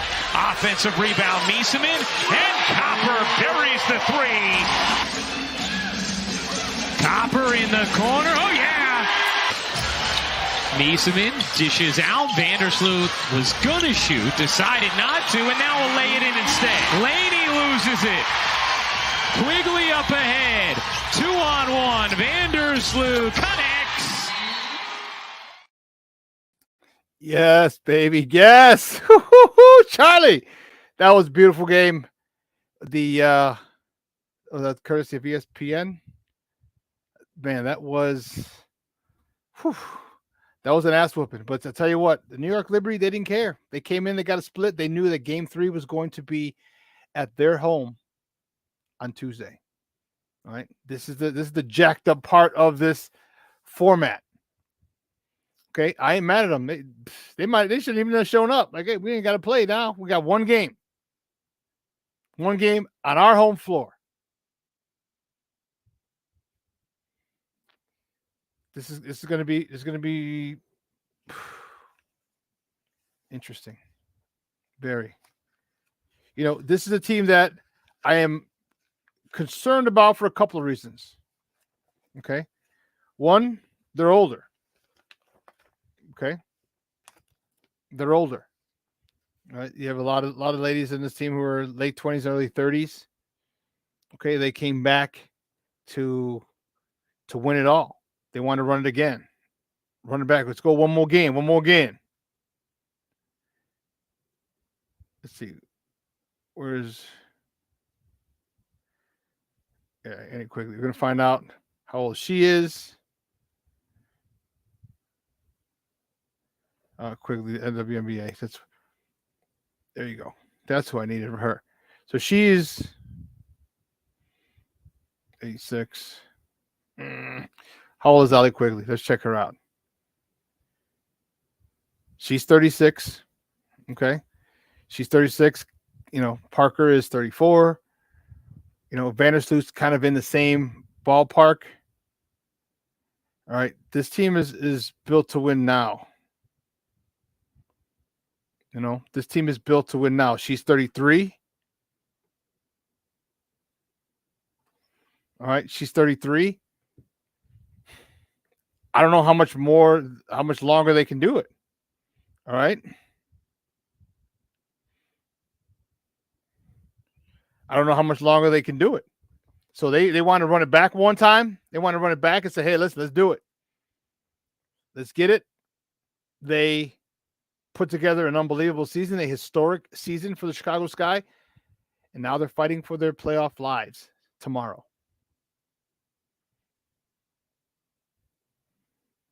Okay. I love the way they responded facing elimination. All right. You beat the hell out of New York. I mean, even at some point, New York has got to be competed a little bit. All right. You're starting to get blown out. Do you completely stop playing? Did they completely stop playing? Because how do you lose by 38?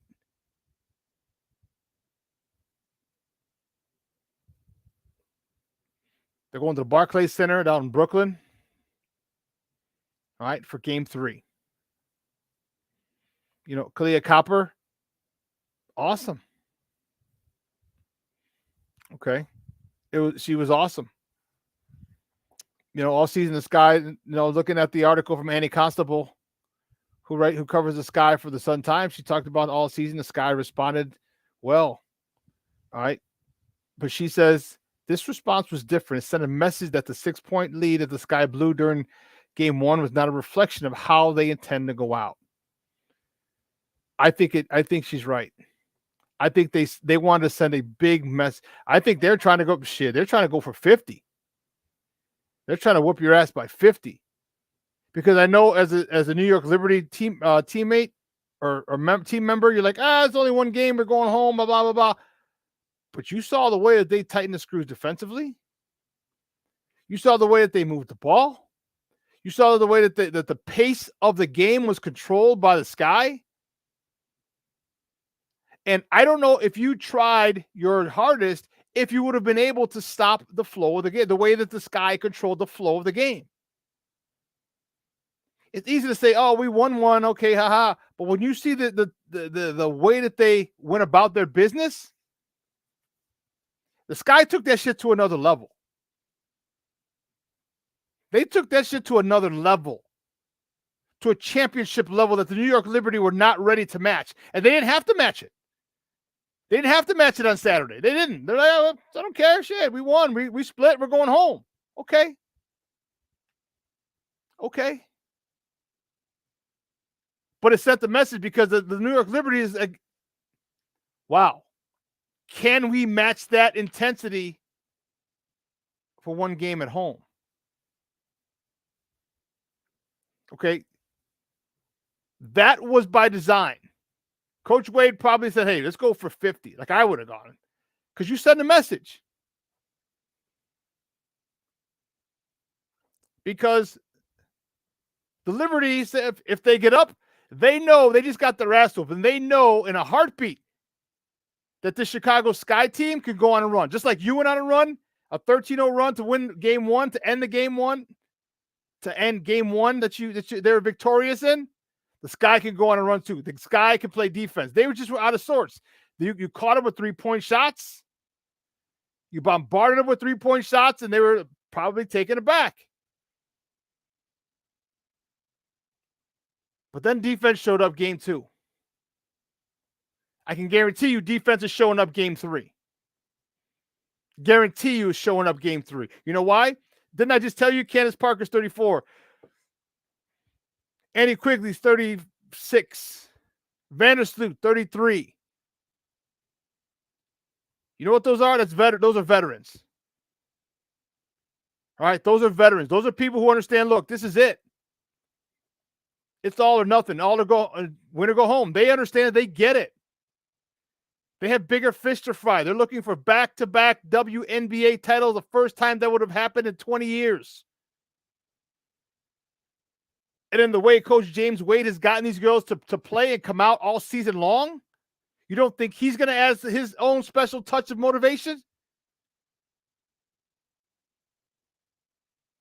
I am looking forward to seeing those girls come out with a focus and intensity that I wish my White Sox would come out. What up, Caesar? My man. My man's in them. This Sky team, listen, if you haven't gotten down to a game yet, you have to go down to the South Loop. Because I'll tell you this, the Sky are going to win tomorrow. I have the utmost confidence that they're going to win tomorrow. What you might have done, New York Liberty, you might have awakened the beast.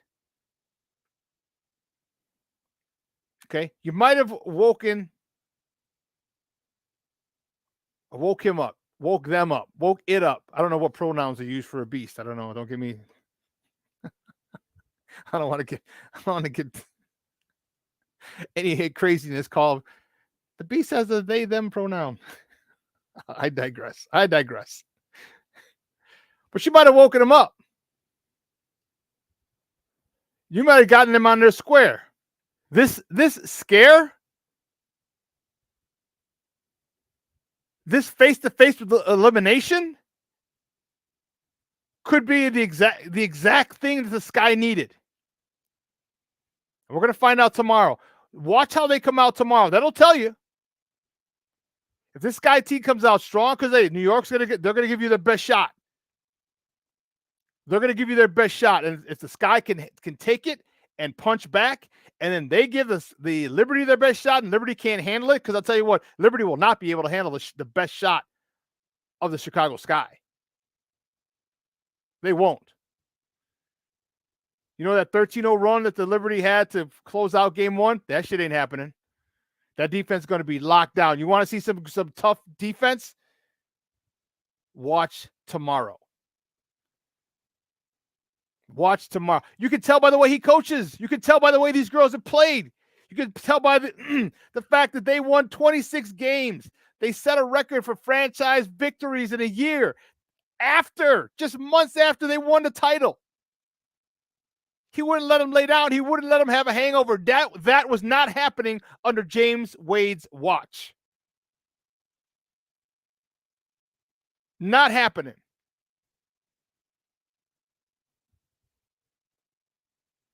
What he told those girls is you didn't do, because you know what? You're champions. It's over. Once we hang that banner and you get your rings, it is done.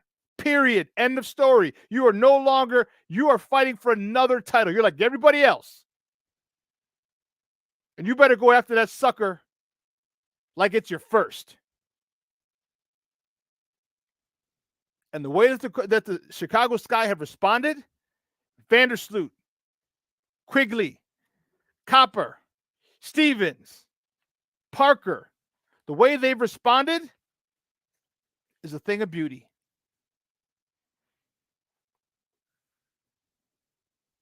A thing of beauty. The WNBA, and this is in the article today from Annie Costable. They're trying to get her on, but she's busy. She's busy. She's covering the final, the playoffs.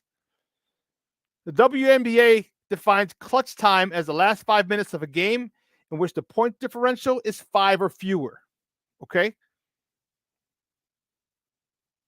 The Sky controlled these minutes during the regular season, leading the league in clutch points, field goals made, rebounds, assists, and steals. This is a team that knows how to close. You lead in clutch time like that you know how to close. They're a championship team. They have championship players. They have championship veterans. 4 Sky players are in the top 10 in the league in clutch points this season. You know what that tells you? You don't know who the hell to guard. You don't know who the hell to double team. You can't double team anybody. 4. And they're probably on a court at the same time. Courtney Vandersloot is 3rd. She's got 57 points in clutch time. Candace Parker's 5th. She's got 44 points in clutch time. Kalia Copper is 6th with 42 points, and Mieseman is tied for 10th with 33rd with the Vegas Aces guard Chelsea Gray.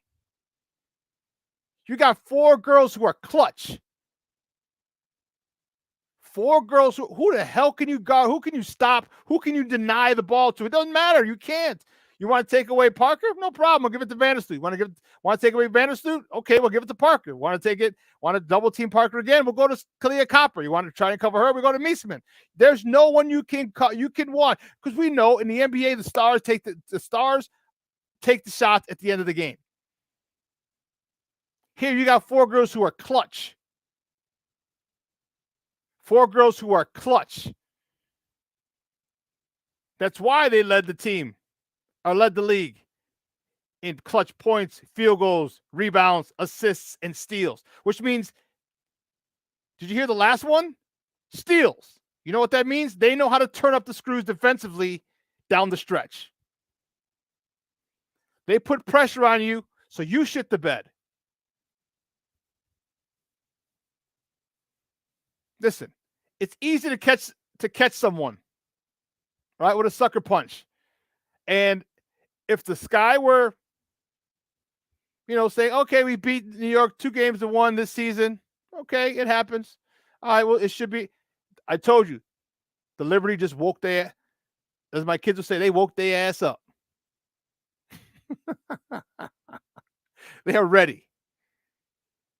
Now look at this down the stretch. You lead the league in clutch points, but also rebounds and steals. So you're clutch on the offensive end and you're clutch on the defensive end.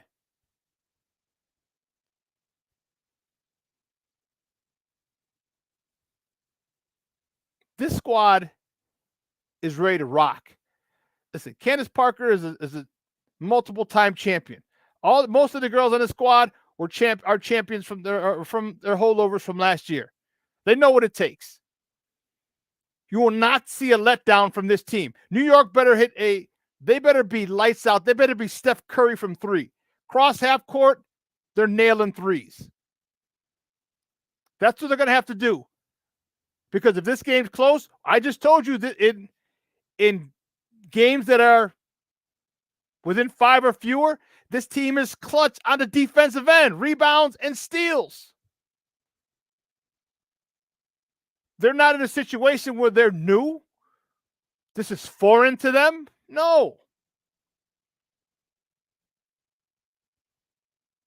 They just went through a championship run a few months ago.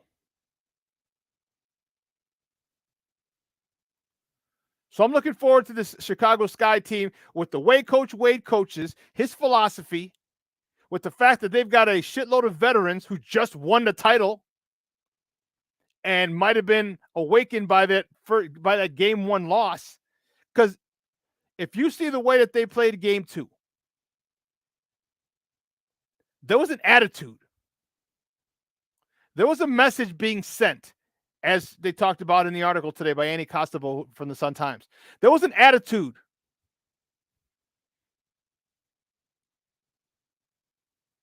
Just watch. That attitude is going to be there today. Can New York handle it? I don't know. Can New York withstand it? I don't know. But the Sky realizes they've been challenged.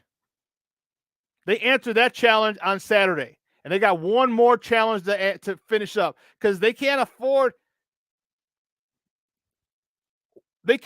to allow the New York Liberty to do exactly what they did to them in game 1.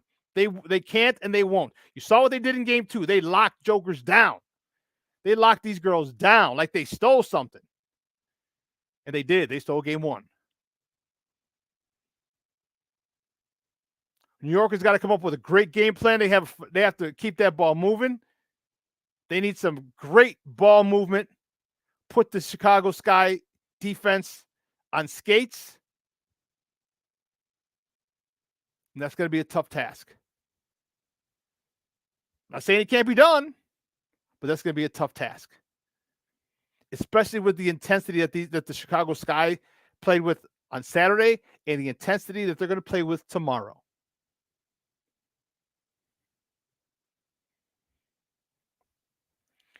If the Liberty win this game, I will give them mad props.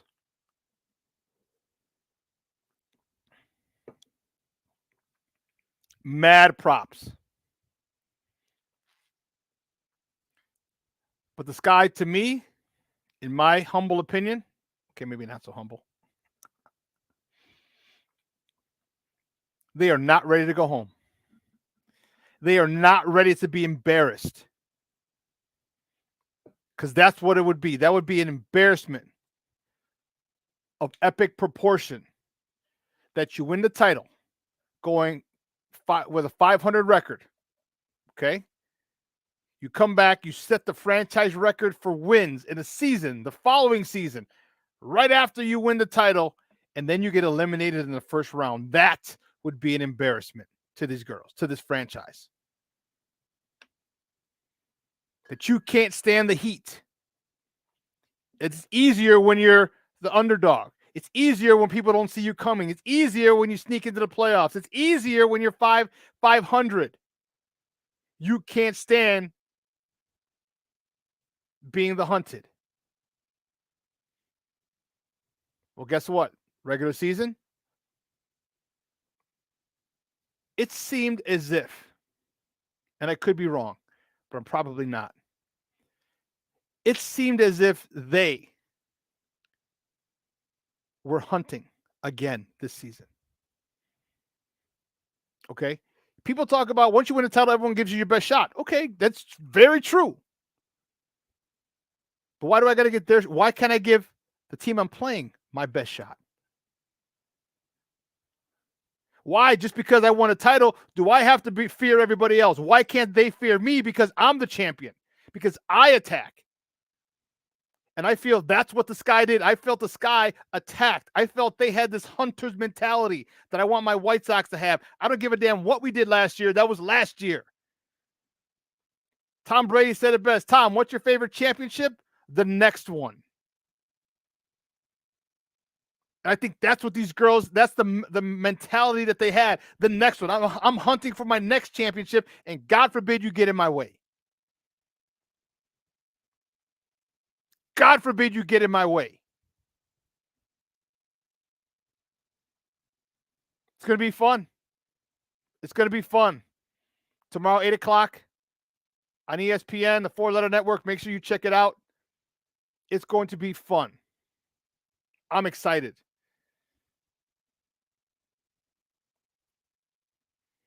I don't think Candace Parker's going to let them down. I don't think Kalia Copper is going to go out like that. I don't think Annie Quigley or Courtney Vandersloot are going out like that. I don't think Coach Wade is going to go out like that. The New York Liberty, they're a number 7 seed for a reason.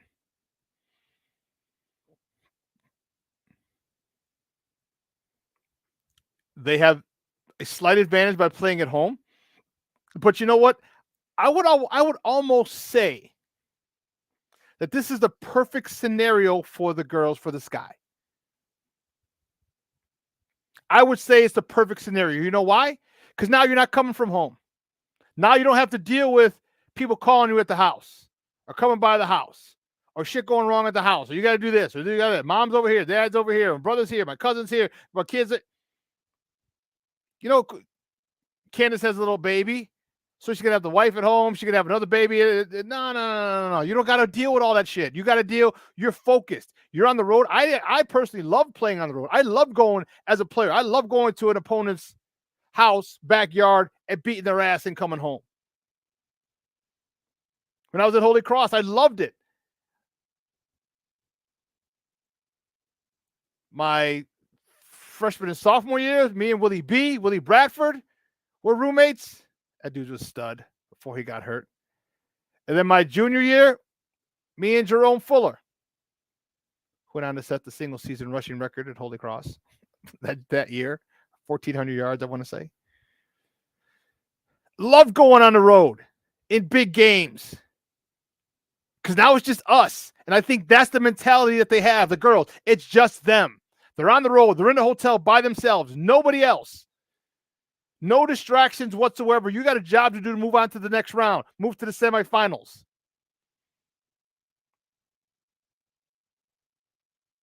You talk about controlling your environment, Coach Wade. This environment is controlled. So, yes, it might not be ideal, but it might be ideal for your girls. It might not be fair because the lower seed is holding the deciding game at their facility, but it might be the best thing for the Sky. Because you put those girls alone, you isolate them. And I know you got cell phones. I know you got everything else. I know, I get it. Okay?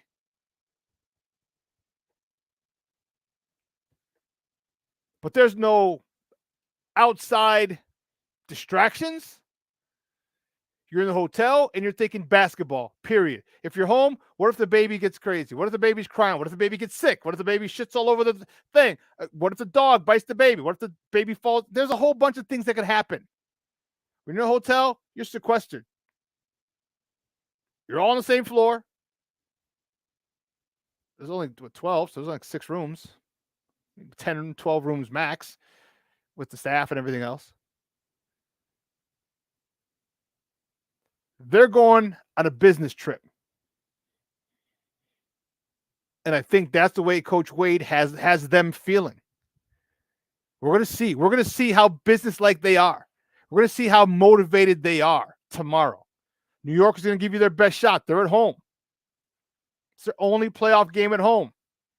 They're going to come out. We beat you once in the regular season. We beat you once in the playoffs. Now we're going for the second time, which will end your season. They're coming out.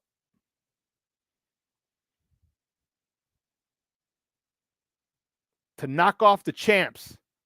Can the champs withstand that initial burst?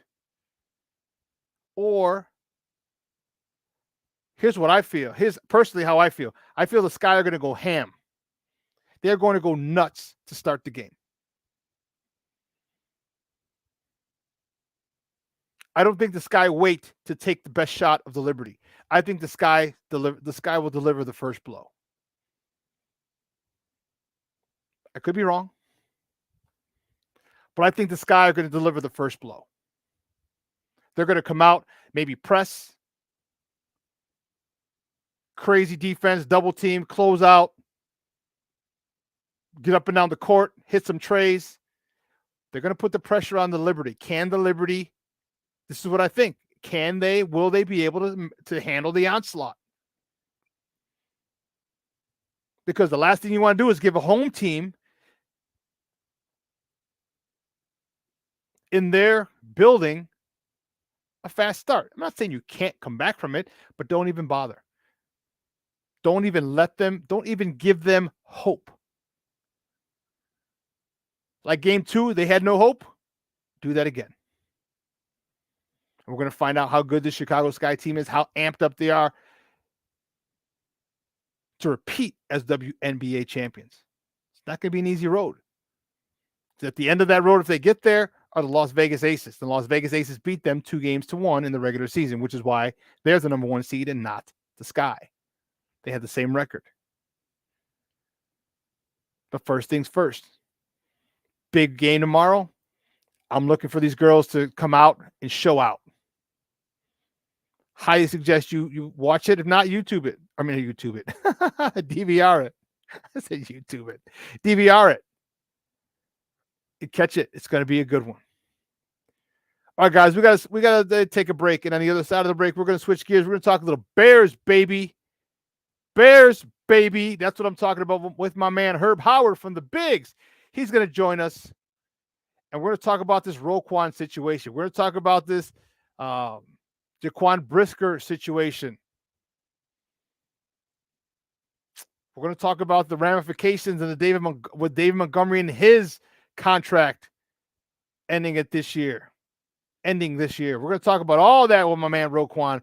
With my man Herb Howard from the Bigs on the other side of the break. So listen, don't go anywhere, folks. Keep it locked right here. Shawn and Maya in the morning on SportsZone Chicago.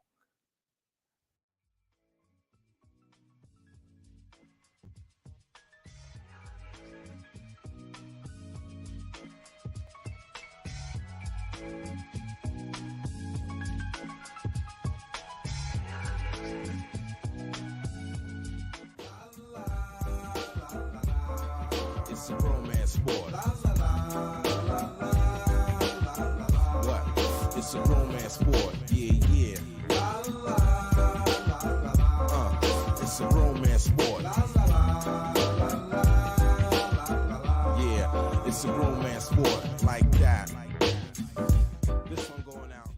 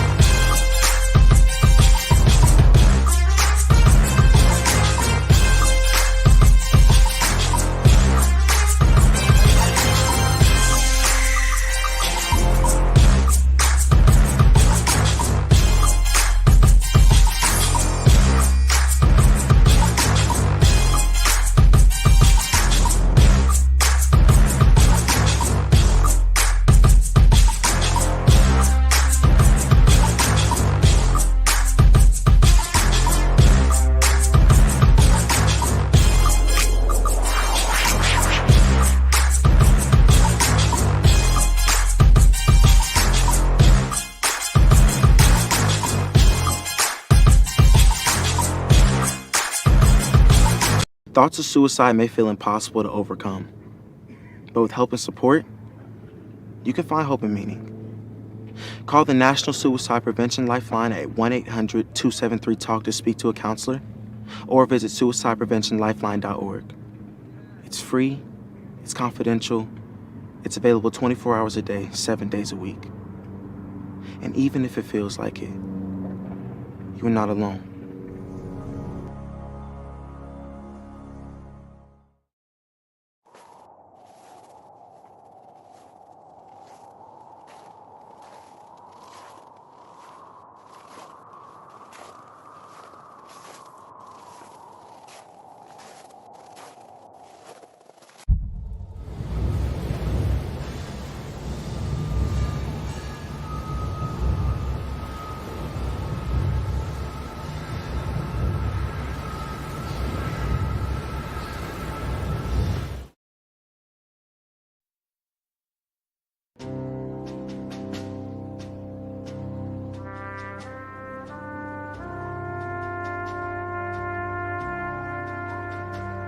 From Iraq and Afghanistan Our brave warriors are coming home, wounded. Some with wounds you can see, some with wounds you can't see. Wounded Warrior Project was created to support our men and women coming off the battlefield.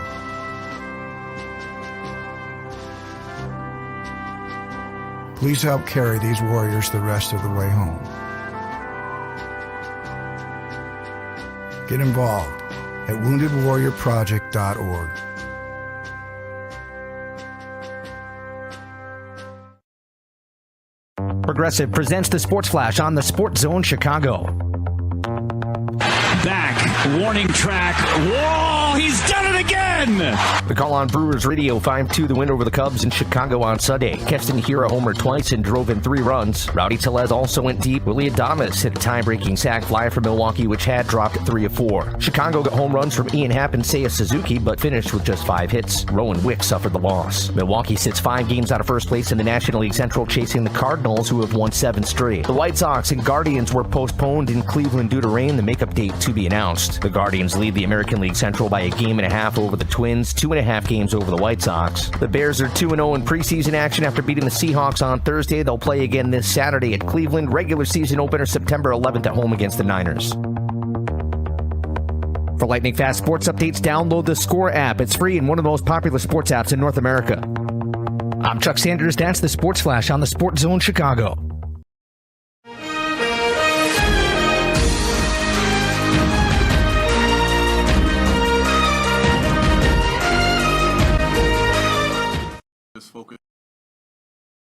Just focused on being the best teammate I can be to those guys in the locker room. It's my last year of my deal, and hey, I'm just gonna take it, run with it, bet on myself like I've always done. And the negotiations are over right now. So does that mean you said negotiations are over? Are you planning to play out the final year of your deal? That's correct. Betting on myself. Obviously, the talks didn't get too far, and it didn't end in the way that I wanted them to end. Welcome back to Shawn and Maya in the morning on SportsZone Chicago. That was starting Will linebacker Roquan Smith in his press conference, his presser the other day on Saturday. This is, my next guest, I'm very, very happy, and I'm not the only person to tell him this. He asks the right questions. He doesn't ask dumbass fucking questions, okay? When he said negotiations are over, and I'm going to focus on it. The following question was, so you're not going to talk about contracts and you could play out the rest of your season. Well, if I'm not going to negotiate, then yes, what else? I'm back in practice. I'm going to play out the rest of my contract. It's common sense. So a lot of these little stupid ass questions that are asked in press conferences are so maddening to me because it's a waste of fucking time. Ask the questions that the fans want to hear. Okay? My next guest, you've seen him. He rocks. He's been rocking with us for a while now, as well as his boys Terrence and Gino, the Bigs. He covers the Bears for the Bigs. All right, he asked the questions that we want. Hell, I can't remember the question he asked Coach Williams. I'll ask him, but Coach Williams is like, well, that's a good question. You ask the questions that fans want to hear. Don't be scared of trying, they might take our credentials away. They might do this. They might not like the question. No, ask the questions that all the God blessed fans are asking because we want to hear them. And my man does it. He's a beat writer for the Bigs. All right, you can find them at It's the Bigs, and you can find him on Twitter at Herb Howard 411. Guys, just welcome back to Shawn and Maya. Herb Howard. Herb, what's up, Papa? How are you? Shawn, what's going on, my brother? How you feeling? Man, I'm tired as a motherfucker, dude. I'm telling you, here's the problem. Don't ever drink 2 bottles of wine the night before CrossFit. Let me just tell you that. And don't drink a couple bottles of wine before CrossFit and get up at 4 a.m. All right, don't do that. That don't sound like a good idea. That don't sound like a winning combo to me, Shawn. Just an FYI, all right? Don't do it. That's just one to grow with. Exactly, dude. Exactly. And that workout kicked my ass this morning, dude. I'm like, oh my goodness. Hey, at least you got it in, man. I ran into you up at camp last week. You looking super, super fit, man. I gotta get on your level, man. Man, I'm tired to be the fat ass, bro. It's just keeping it together. I'm trying, bro. Trying. It gets a lot more difficult when you get my age, bro. And trust me, no one would know my age if I shave this off. If I shave this, for sure. Man. So yeah, but at 51, it's it's not as easy as as it was when I was 25, 30, 35, even 40. Damn. But hey, so listen, and you know what? This team is interesting, if nothing else. Nothing to say the least. All right, Roquan is back at practice on Saturday. And I was actually supposed to go, but my car was in the shop. I was supposed to get it back, and I couldn't get it, so I obviously couldn't head up there. Otherwise, I would hit you up. But he's back at practice, and I think the Bears put him out there like, okay, you wanted to do this nonsense. You want to have an agent. You want to go cry for public support and say, that they don't value me here. You want to, after we did you a favor and put you on PUP. So just to kind of, we wouldn't have to kind of fine you or get questions about why aren't you fining him? Why are you fining him? Why? Yeah. And then you go out that. Talk to me about how because you were in the room. Talk to me how the vibe was in there. Cause it seemed like with him, like it seemed like they did that with him. Like when the Blackhawks put Patrick Kane out there to the media, after his whole situation, they're like, okay, there you go, dog. Here you go. Let the media go get him. How was the atmosphere in that room? No, it's definitely been an interesting process throughout the whole time, right? All these negotiations, the hold in, he's there every day. You see him out at practice, but he's not participating. Like you said, they put him on PUP, which I thought was a good faith gesture for them to do. Yeah. But it was also mutually beneficial. I mean, they put him on PUP. It allows them to bring in another player onto their roster for training camp. So they got something out of that. But I do think it was just a good faith gesture to say, hey, he's physically unable to perform, right? So he doesn't have to go through the questions and all those things, and they don't have to do it either. That being said, he did choose to take it public, and when he put out his public statement, and I was surprised. So kudos to Ryan Poles for coming down. That was the morning of Family Fest at Soldier Field, and when he put that statement out, and I was surprised. I was actually on with Dan Bernstein and Lawrence Holmes that morning, and they were like, "What do you think the Bears are going to say about this?" And I was like, I don't think they're going to say anything. Like, I don't think they're going to address it, because that's kind of what we saw from the previous regime.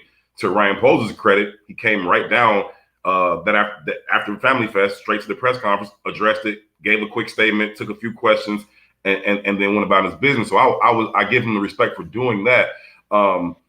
Then the next day, he kind of clapped back, though, right? The next day, he was like, all right, this is what we're doing? Okay, cool. Take him off PUP, right? He's not on PUP. And so now either we can find him, or two, we just kind of go back to, you want to play this thing in the court of public opinion? We can do that too. And so now it says, okay, look, he's physically able to perform. He's just choosing not to come to work, right? And so that was kind of his way of clapping back. And then we get there Saturday, and standing there watching practice inside the Payton Center because it was raining. So they moved practice inside. And we're standing there, and it's like, yo, and then another reporter tapped me and said, yo, is that Roquan right there? And I was like, yeah. And he had a helmet on. He was standing on the opposite sideline, but he had a helmet. And it was like, yo. And so just then, one of the media relations members from the media relations department walked past, and I was like, yo, is he about to be in practice? And like, yeah. I was like, is he signed? Did they ink him last night? He's like, nah. I was like, okay, cool. He's like, but y'all gonna talk to him after practice. And I was like, oh, super dope. So we've been wanting to talk to him, right? Yeah, we've been wanting to talk to him. So now we all just sitting there watching practice, like, when is this gonna be over? Like, to hell with this practice already. We want to talk to Roquan, like right now, right? And it was actually a decent practice. Kyrus Tonga had an 80-yard pick six, which was fun to watch. That was fun to watch.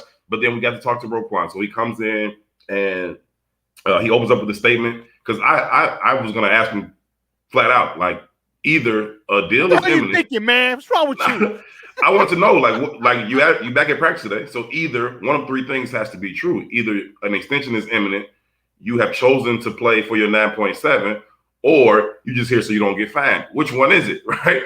And but he kind of took off the table. He addressed it right off the bat, and he was like, I'm going to play out the final year of my deal, and that's just going to be what it is. And no, it was interesting, man. That you could feel that everybody was anxious to kind of talk to him. We have been wanting to talk to him for a while, and we just didn't have the access. And so it was good to finally be able to talk to him and kind of hear from the horse's mouth where he was feeling about it and where the whole thing stood. Yeah, and it was good to see him, and I'm glad you got to talk to him. I'm glad the whole nine. It was crazy. Talk to me about the leverage that he thought he had. Okay, but he really ain't got jack spit. What is his? What do you think? Do you think he realized it? You think somebody said, "Hey, dude, maybe that who's the one guy they've been talking about Saint Omni? Maybe that dude was like, hey, listen, you really don't got a leg to stand on because they could franchise you for 3 years in a row. Now, mind you, the third one very rarely happened, but they still got you for 3 years. Yeah, at that point, and like it's 18-7 this year for the linebackers. Yeah. So next year it's going to be over 19. If they franchise you again, it's going to be 20. If they franchise you for a third year again, which is extremely unlikely, it's still going to be over 20. So you're getting 60 in 3 years. So what do you think caused him to finally come back? And did you buy that whole thing? Like, well, I'm playing, for the team. I don't play for the team. I am loyal to my fans and the guys in the locker room. How genuine did that feel? And literally, do you think someone just said, "Hey, dude, stop playing around and just go and deal with it at the end of the year"? Yeah, I think ultimately it was going to come down to he was going to have to make a decision, right? Are you going to come play or not? Because the Bears didn't have to budge; they just didn't have to, right? He's under contract for 9.7. They can tag him next year. Like he didn't really have the leverage. And I understand that he thought he did just because he's a great player, and he is a great player. I think he deserves the money that he wants. But it's not about that, right? It's not about what you deserve. It's what you can negotiate for, and negotiations are about leverage, which he had none of. The Bears are in a rebuilding mode. This is not a team who is legitimately contending for a Super Bowl this season. Ryan Poles understands that. Ryan Poles is not on the hot seat. It's his first season. He's got nothing but job security. I don't got to do shit, right? I can just stand where I am, and then you're going to have to ultimately make a decision. If this were a team that had legitimate Super Bowl aspirations this year, it'd be different. You think about what Darrelle Revis did to the Jets, right? Rex Ryan and them thought that they had a Super Bowl team as long as they had their shutdown corner out there. They thought that defense was good enough to take them to a Super Bowl. They needed their best player. The Bears don't need their best player. Roquan or not, there's a ceiling on this season. You know what I mean? And so Ryan Poles understands that. Everybody understands that. And so that doesn't give you that kind of leverage in those negotiations. And so he just, I guess, ultimately the reality just had to set in on him that I'm not going to win this thing. And so either I'm going to take the deal that they're offering, or I'm just going to play for the 9.7 and then see what happens next year, whether they let me go into free agency, whether they tag me or whatever. He just had to kind of come to that reality. And I think, finally he came to that reality. It's a tough pill to swallow. He didn't like it. Obviously he feels disrespected. And I do believe him when he says, listen, I'm just playing for my teammates, right? He has been a good teammate. We hear his teammates say that all the time, that, he's a great teammate, a great person, a great leader. We talked to Justin Jones yesterday, and somebody asked him, who are the leaders on this defense? First person he said was Roquan Smith, whom he hasn't had a single snap with on the field yet. You know what I mean? But he says Roquan Smith is the leader. He also said we got old heads like Robert Quinn, which I thought was funny. But everybody, to a man, references how good of a teammate and how much of a leader Roquan Smith is. So I believe him when he says, I'm here to play for my team. He's damn sure not here to play for Ryan Poles or even the McCaskies, who he referenced in his public statement. Maybe ownership can come in and get involved and kind of save the day. And I asked him about that specifically. Like, you referenced ownership getting involved. Are you disappointed that they did not? And how do you feel about it going forward? And he's like, listen, man, my loyalty is to the city of Chicago and to my teammates. The rest of the shit, I don't know if he's gonna be out there playing angry. I don't know if he's gonna get TFLs and sacks, and every time he gets a sack, he's gonna do some type of money sign up to the owner's box or whatever. I don't know what he's gonna do, but I do believe him when he says, it's all about my teammates right now. The rest of it doesn't matter. Guys, we're joined by Herb Howard, who's a Bears beat writer for the Bigs, talking Chicago Bears football right here on Shawn and Maya in the morning on SportsZone Chicago. So talk to me. Let's talk about the other side of that now. How do you think Ryan Poles handled his first kind of mini crisis, so to speak, of his tenure as GM? Because this sets the tone.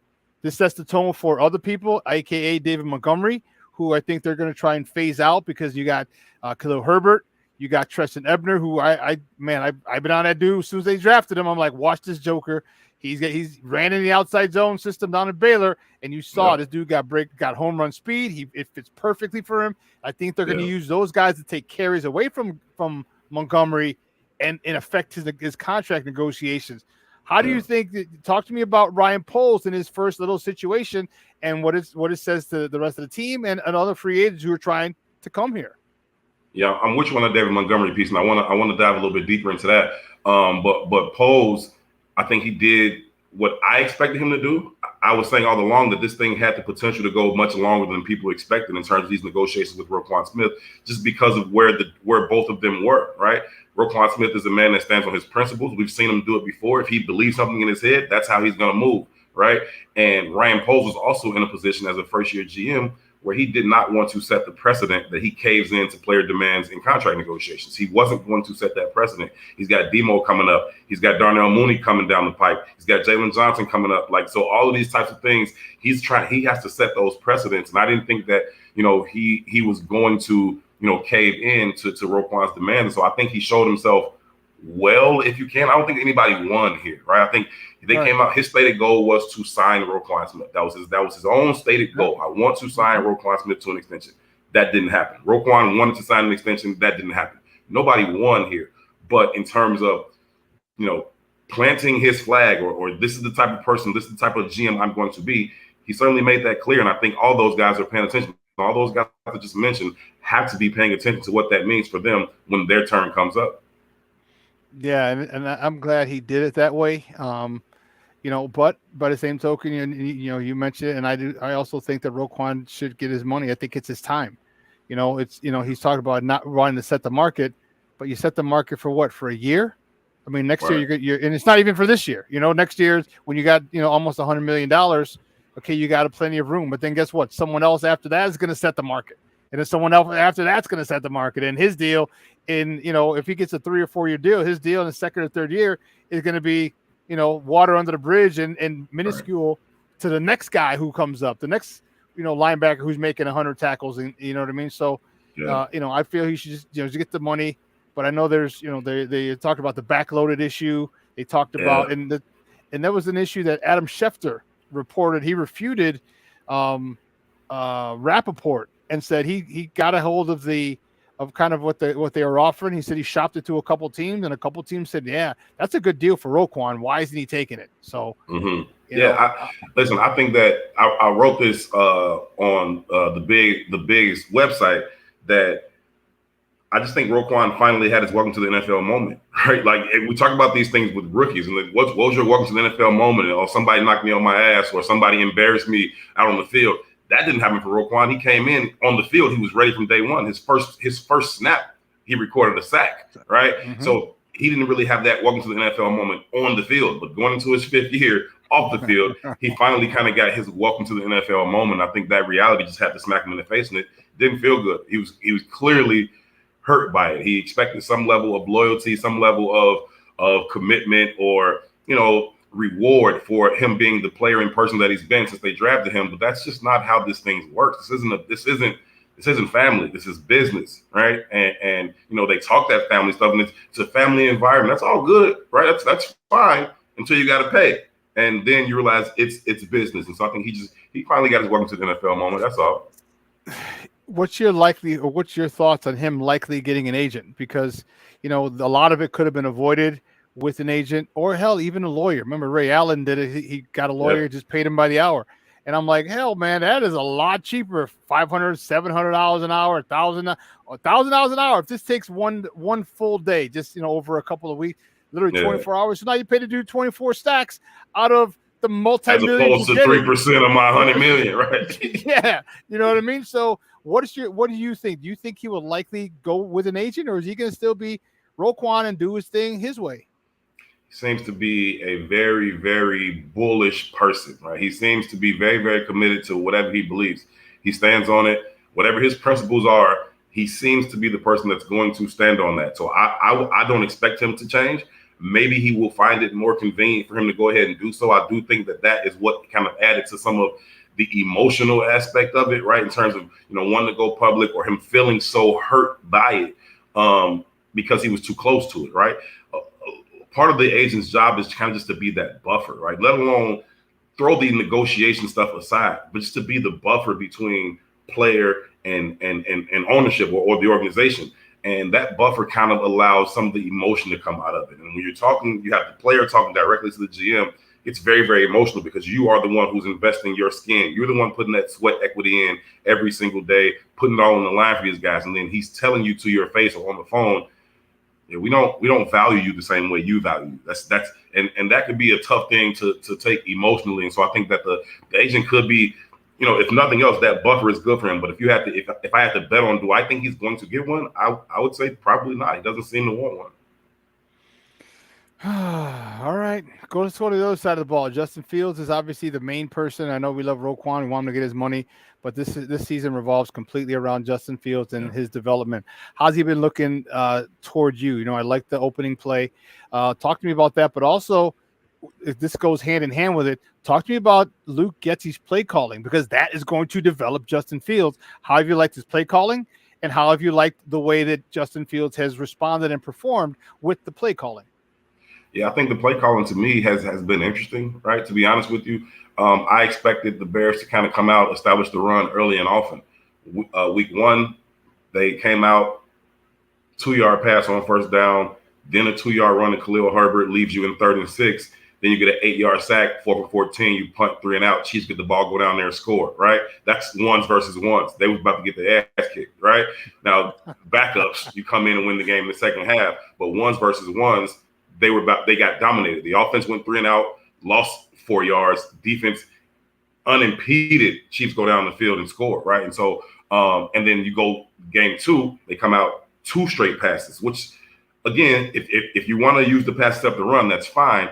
I think this offense is going to have to work the other way around. We use the run step to pass. And I'm not saying be predictable, and it worked, right? It worked in week 2. Right, he came out. You get Cole Kmet on first down. It's really good to see Cole Kmet get involved. He's going to have to be a key piece to what they want to do.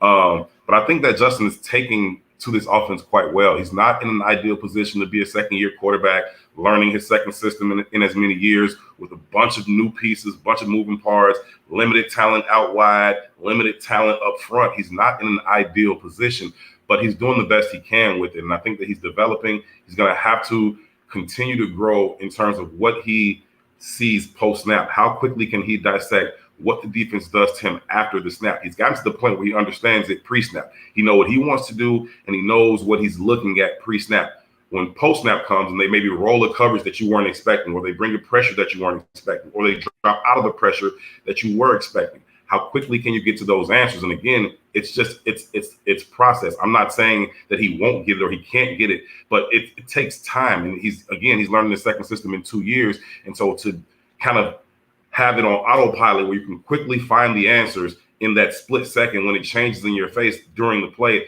that's something he's going to have to continue to work on. Fortunately for him, when that does happen to him and he finds himself kind of confused or perplexed by something that he sees, he's got the athleticism to compensate for it, right? So, oh shit, I don't know where to go with the ball. I can bail out though, right? And that is a good thing to be able to fall back on.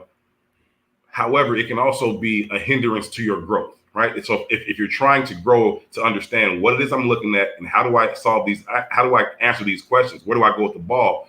Sometimes when you are gifted athletically as he is, you just kind of lean back on what's comfortable. And so it's, as opposed to me going through the process and learning, okay, first read, second read, third read, okay, this is what I saw, here's the answer to it. My answer is just run because I can, right?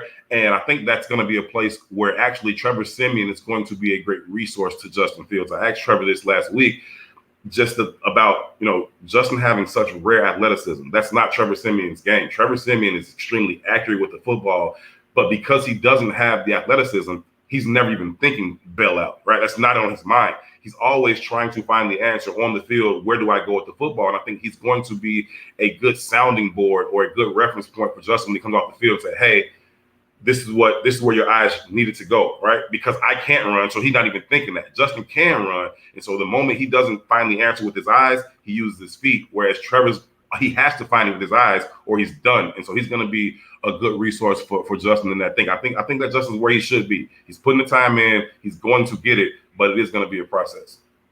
But do you think that that's the reason that they're passing so much in the preseason, and so that kind of to give him those types of situations? Because if you ran the ball all the time in preseason, boom, boom, boom, boom, boom, well, you're not getting the work on him for him that he needs, especially as he's playing predominantly against the ones, whether it be one series or two.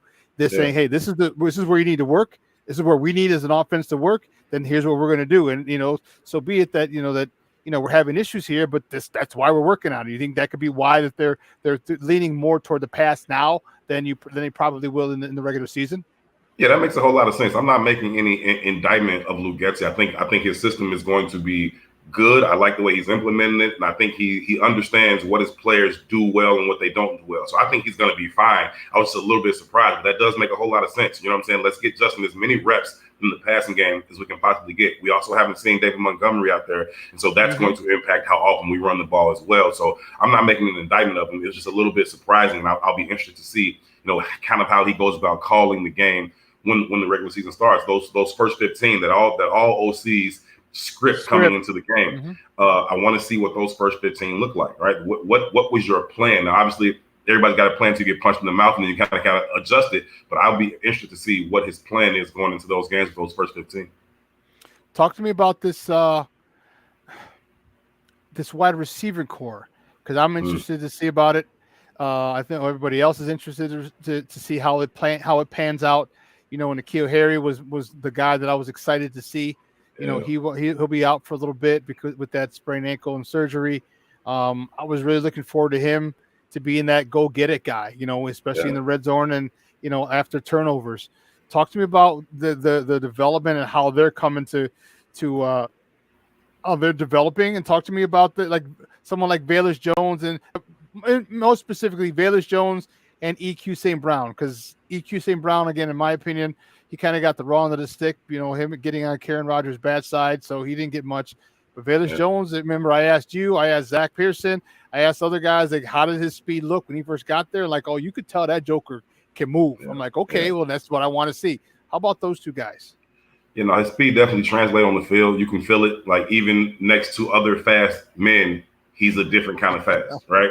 He's a different kind of fast, and he's able to do it with the ball in his hands. And so I think he's going to be a weapon for you. He's not a polished route runner. And so some people are talking about, using him to kind of stretch the field. And I get that, right?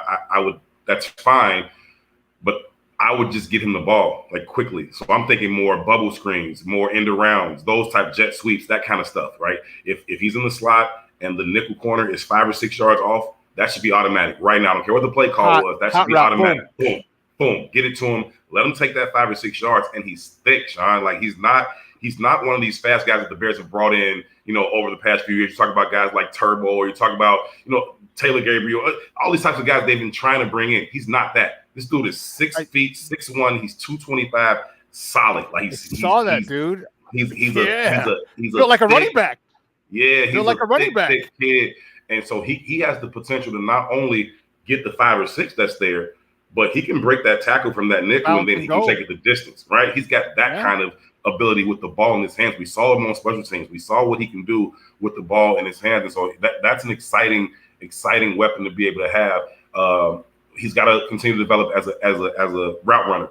But the group as a whole, this has been the most intriguing, interesting group I can remember any team having in a long time. You got a cluster of maybe 4 or 5 guys that came into this camp with legitimately, they could be the number 2 receiver or not make this roster. I don't know that I've ever seen something like that where you got 4 or 5 guys who could be your number 2 or they could not make the team. I don't know if that's good competition or if that just means we don't have anybody that's good. You know what I mean? I don't know. And so we'll have to see, man. I'm hopeful on all these guys. I'm hopeful that Byron Pringle just needed an opportunity to where he can come, out of the shadows of the 4 or 5 guys that were ahead of him in terms of weapons on that Kansas City Chiefs offense. And he just needed some opportunity. So I'm hopeful about that. I'm hopeful that EQ can kind of use his size and be that possession receiver, be that big body guy on 3rd and 6, 3rd and 7 that can get you a slant, get you a comeback, those types of things. I'm hopeful that N'Keal Harry just kind of needed a change of scenery, and we're going to see the physical gifts that he has. He came in with the right mentality. He said everything the right way. He's a big dude. And I'm hopeful on all those guys, but that's all I am. We haven't seen any of them actually do any of these things. And so It's a wait and see approach for me, man. I can't say I'm excited about them. I won't, diss them and say that they can't ball. I don't know. I'm hopeful that they can, but there's not a person on earth who's seen them produce. You got Darnell Mooney that we've seen produce. The rest of those guys, nobody's seen it. We got to wait and see. Talk to me about, and guys, we're joined by Herb Howard. He's a Bears beat writer for the Bigs Media, talking Bears football with us right here on Shawn and Maya in the morning on SportsZone Chicago. Here's what I see. Mark my words, and let me know when it happens. I'm going to ask you about Ebner in a second, but this is what I see the Bears doing because of the concepts that they run. You just look at what Green Bay used to do. And I mentioned it to you before, how we always saw Devontae Adams wide freaking open. Like, how the fuck do you leave this guy, the number one receiver in NFL? How's he get open? Right? Well, it's the crossing routes, the pick routes, the mesh routes that they run. I'm thinking they're going to use a Treston Ebner, who another running back, but who's a great receiver. I see who has home run speed. I see him and Velus Jones on those crossing those mesh, those pick routes. You hit one of those two jokers quick, it's going to be like that Devontae Adams stuff, except they have a little more speed than Devontae Adams had. And this is what I foresee, because I love Treston Ebner. Talk to me about how big of a statement he's made and how big of an impact he's made in his rookie camp. I'm excited about that kid, man. We've seen him. We knew that he was a dynamic runner with the ball in his hands. We understood that piece. What I don't think, I'll speak for me, what I did not know about him was the physicality that he runs with. We saw that in week 1. He was finishing runs. He gets the big 27-yard run, makes the corner look stupid in open space, and then finishes it on the safety. Like, he didn't just go ahead out of bounds. He brought that thing right back into the safety, like, come get this.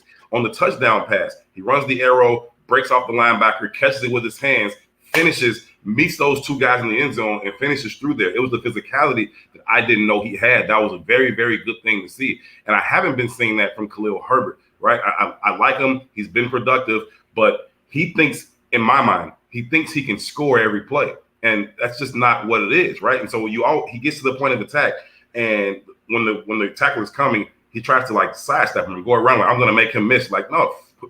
Know when the run is over and then finish it, right? You're turning 4-yard runs into 2-yard runs, right? Finish that thing and get the rest of it, right? And that's what you're seeing from Treston Ebner. My question with Treston, I asked him this personally in the locker room, and he acknowledged it. He's got to get better in pass pro.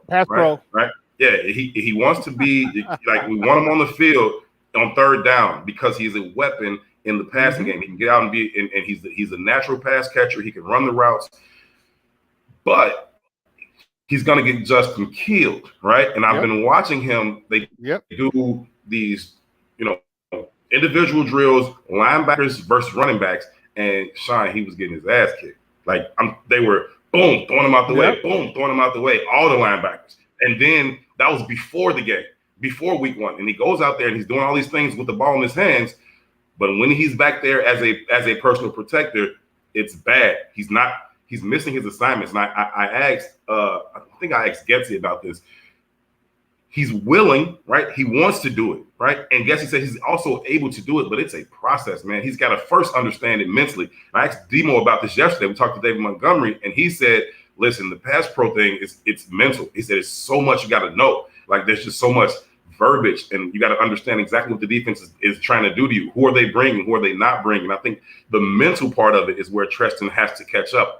I'm not saying that he's not willing, right? I'm not saying he's soft, because that's a huge part of it too. Do you want to step in front of 240-pound linebackers or not? Like, do you want to do that or not? Downhill, hell yeah. Yeah. Do you want to do that, right? I think he wants to. I think he's willing. He's got to be able to do it, but I think he's got to catch up to it mentally first. So that's my only thing with him in terms of the obstacles for him really being able to get on the field consistently and contribute. When he's not going to run a route, can he make sure Justin doesn't get his neck broke? And right now he's not there. He's not there. He's willing. He's got to get there mentally, and I think that's when you'll get the chance to really see him, get on the field consistently. And when he does, I think he'll be a playmaker.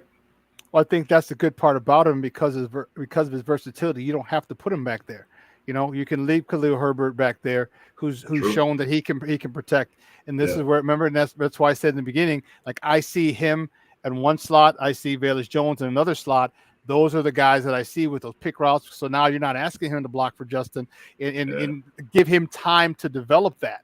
And and I think that'll be great because, it get him some time, get him some most importantly, get him some confidence. You know what? And maybe he ends up being that slot receiver. All right, maybe we have 2 running backs as slot receivers who got game-breaking speed. Who knows? Man, you get them dudes on the crosser, confuse those linebackers. You get a nickel cornerback kind of trailing that thing. If you can hit them in their hands out in front, nobody's going to catch them. You know what I mean? You hit them in stride, nobody's going to catch either one of those dudes. See, that could be. And when I saw that, I'm like, listen, I'm tired of New England setting the trend. Right? Remember, New England had the 2 tight ends, and everyone wanted their 2 tight ends. Then New England went back to a fullback, and everyone wanted a fullback. I'm like, well, how about we set the trend? With the type of thing, and that's so you got Bayless Jones, all right, who's about 5'11", 6 feet ish. Yeah, he's right. But he's a big dude. But again, he's a big dude. All right, he's got thighs. Like I said, he looks like a running back. And then you actually have a running back out there who is a running back who can make people bounce off him or make people miss. Have those 2 guys. Maybe that's the new type of slot receiver that the NFL go to. Now we're just leading the pack doing it. And if we do, hell, we got 2 guys who can do it. And then you can let Darnell Mooney go run all over the place. You can let Cole Kmet mess around in the middle. All right. And then in other situations, you can maybe even N'Keal Harry, when he gets back, have him run down the sideline, go get it. So I think I'm hoping that's what they're doing. And obviously they're not going to show everything in the preseason, but I hope that's what they're doing and setting up, because if they do, I'm telling you, this is why I think that this team is going to be a lot more than 4 wins, 5 wins, which a lot of people are talking about. There's just too much talent, and they're covering up, they're shielding a lot of it because they don't want to show it. It'll be they might have a really, really phenomenal game plan, but they're just not showing it. And you know what? I'm more than happy with it. I'm excited about it. I can't wait till September 11th. Hey, there's more than one way to fit. Oh, my bad. No, go ahead. There's more than one way to win a football game, man, right? And so, in basketball, it's different. Like, you got the best team. You have the best players in basketball. You're probably going to win the game. Football is different. If you got the best scheme, if you got 53 guys all pulling in the same direction, not making mental errors, not beating themselves, they're playing hard, playing to the echo of the whistle, everybody doing the same thing, you have the ability to play above your talent, right? And I think the Bears have the potential to be able to do those things. And they're going to scheme up some things, and they do have some intriguing pieces to be able to scheme up those things. I'm interested to see what they do with Kari Blasingame. That dude is huge and athletic, right? He can do a lot of things for you. And so they have some intriguing pieces. They got smart coaches who want to put players in positions to do what they do, and to your point, dictate to the defense and to the defense. They want to do the same thing. We're going to dictate to you what's going to happen. I think previously in the past several years, they've been so reactive to everything, right? What are they doing, and then how do we respond? No. You can go out there and dictate to the defense, and you can dictate to the offense. And I think if they can do that, they have an ability to be much better than a lot of people expect. I don't buy that 3 and 4 win stuff that I'm hearing. Dude, me and you are on the same. We're here, bro. We're freaking here. That's because here's the thing. Is like I've mentioned this to you before, but people don't understand how important and how valuable good coaching is. All right, we just saw shitty coaching for the last 3 years. We saw how bad that can be, but when you have a good coach, and you talk about guys, and you stole my thunder because I was going to ask you that question about, are these guys all in? How many penalties did they have? Yes, the last game. 3. All right. And we'd have 3 false starts, on the first drive. On one drive. All right. And now you're getting, and mind you, this is with 3.5 quarters of guys not, new people, of rookies, of undrafted free agents, of guys, and 3 penalties all game, no pre-snap penalties. You know what I mean? This is the type of shit that we talk about. This is why when, I can't talk football with everybody because they don't get it. Because you understand, like, these guys they bought in. They're like, okay, I can't screw around. I can't have a penalty because guess what? I won't make the team. And then if they make the team, guess what? I won't play. That can be cut.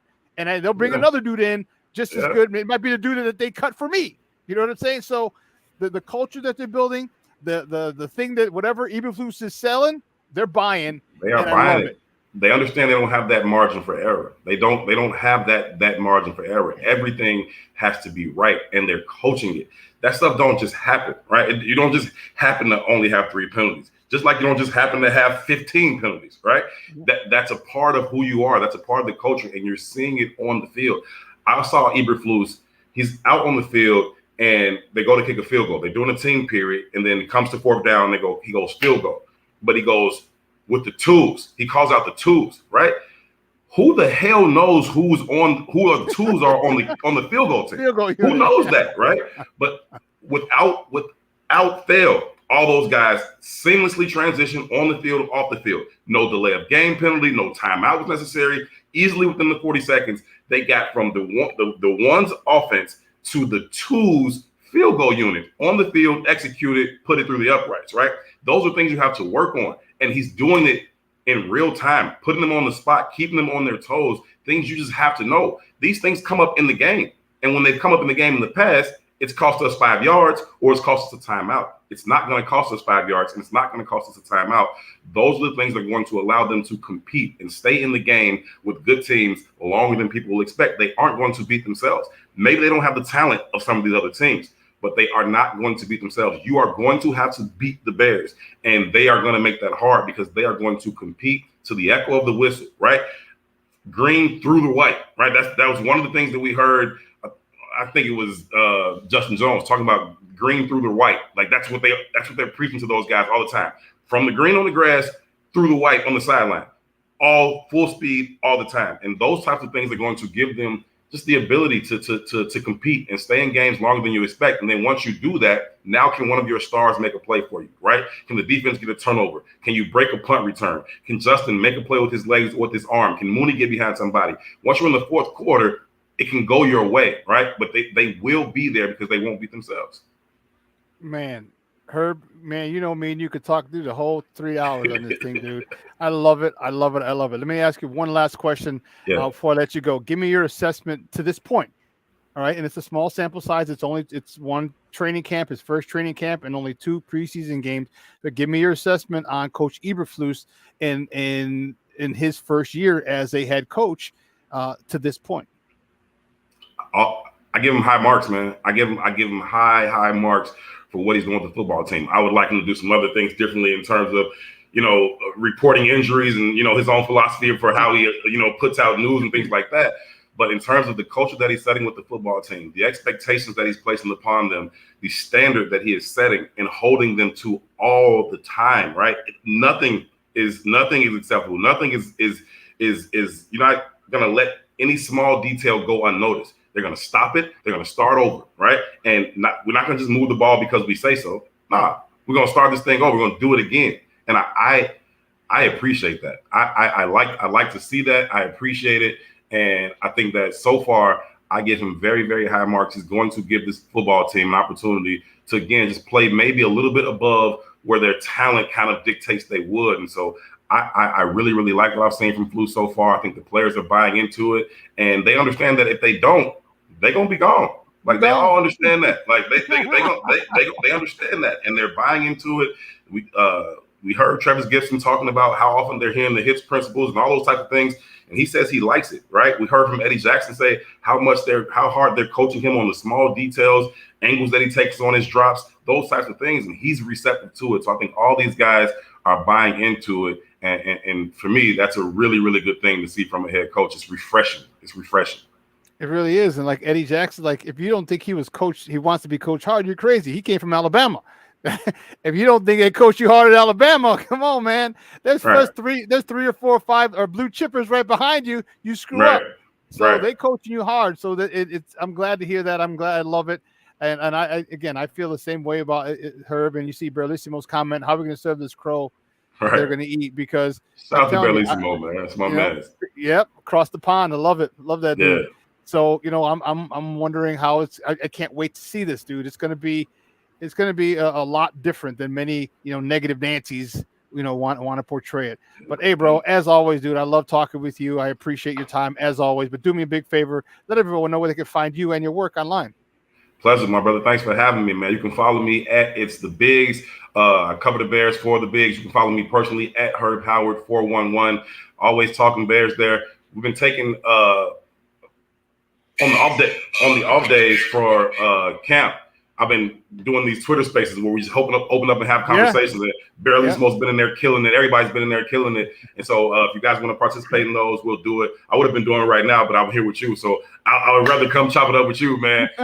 So again, man, thanks for having me. It's always fun to talk ball with you, man. We could do it 24/7, man. So I appreciate you having me, man, for sure.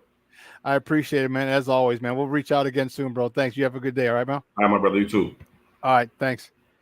Guys, that's Herb Howard from the Bigs. And, man, talking Bears football with your boy. And, whew, dude, he got me fired up, man. He got me fired the freak up. Let's take a quick break. Let's make the last break of the show. On the other side, we're going to bring it home, wrap this up with a nice, pretty little bow. And, we'll talk a little more. So don't go anywhere, folks. Keep it locked right here. Shawn and Maya in the morning on SportsZone Chicago. Progressive presents the Sports Flash on the SportsZone Chicago. Back, warning track. Whoa, he's done it again! The call on Brewers Radio 5-2 the win over the Cubs in Chicago on Sunday. Keston Hiura homered twice and drove in 3 runs. Rowdy Tellez also went deep. Willie Adames hit a time-breaking sac fly for Milwaukee, which had dropped 3 of 4. Chicago got home runs from Ian Happ and Seiya Suzuki, but finished with just 5 hits. Rowan Wick suffered the loss. Milwaukee sits 5 games out of first place in the National League Central, chasing the Cardinals, who have won 7 straight. The White Sox and Guardians were postponed in Cleveland due to rain. The makeup date to be announced. The Guardians lead the American League Central by 1.5 games over the Twins, 2.5 games over the White Sox. The Bears are 2-0 in preseason action after beating the Seahawks on Thursday. They'll play again this Saturday at Cleveland. Regular season opener September 11th at home against the Niners. For lightning fast sports updates, download the Score app. It's free and one of the most popular sports apps in North America. I'm Chuck Sanders. That's the Sports Flash on the SportsZone Chicago.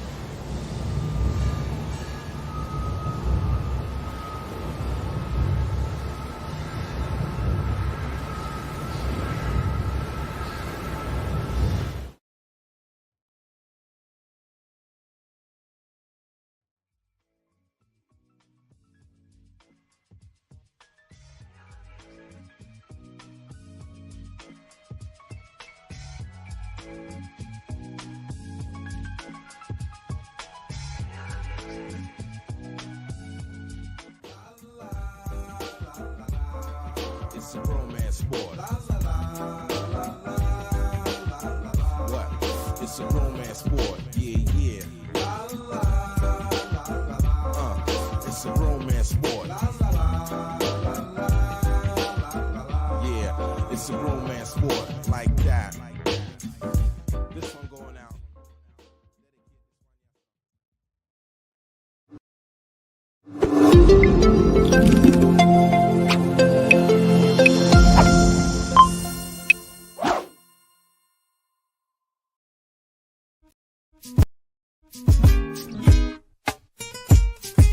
Hey, this is Corey McGetty, and I listen to Shawn and Maya on the morning show.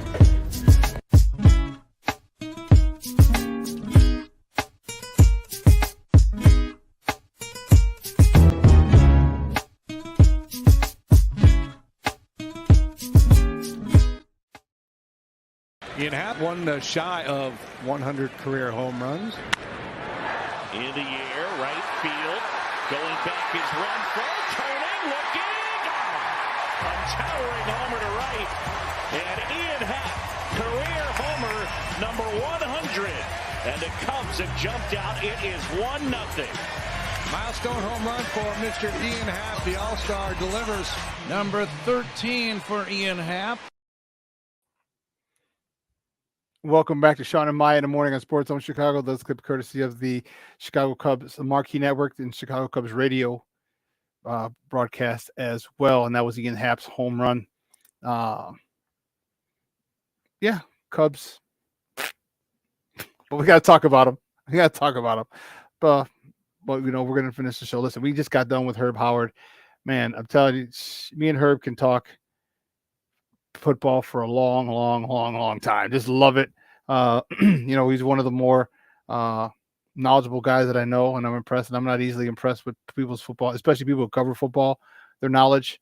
Because I'm a bit of a football snob because of, I have a lot of experience and as a player and as a coach, and which is why when I talk to you about the dumbass questions we heard, Herb doesn't ask those dumb questions. He asks the questions that people want to hear. He's not afraid to ask those questions. They're tough.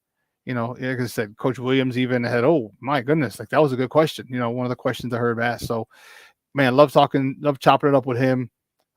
If you don't follow him on Twitter, make sure you do.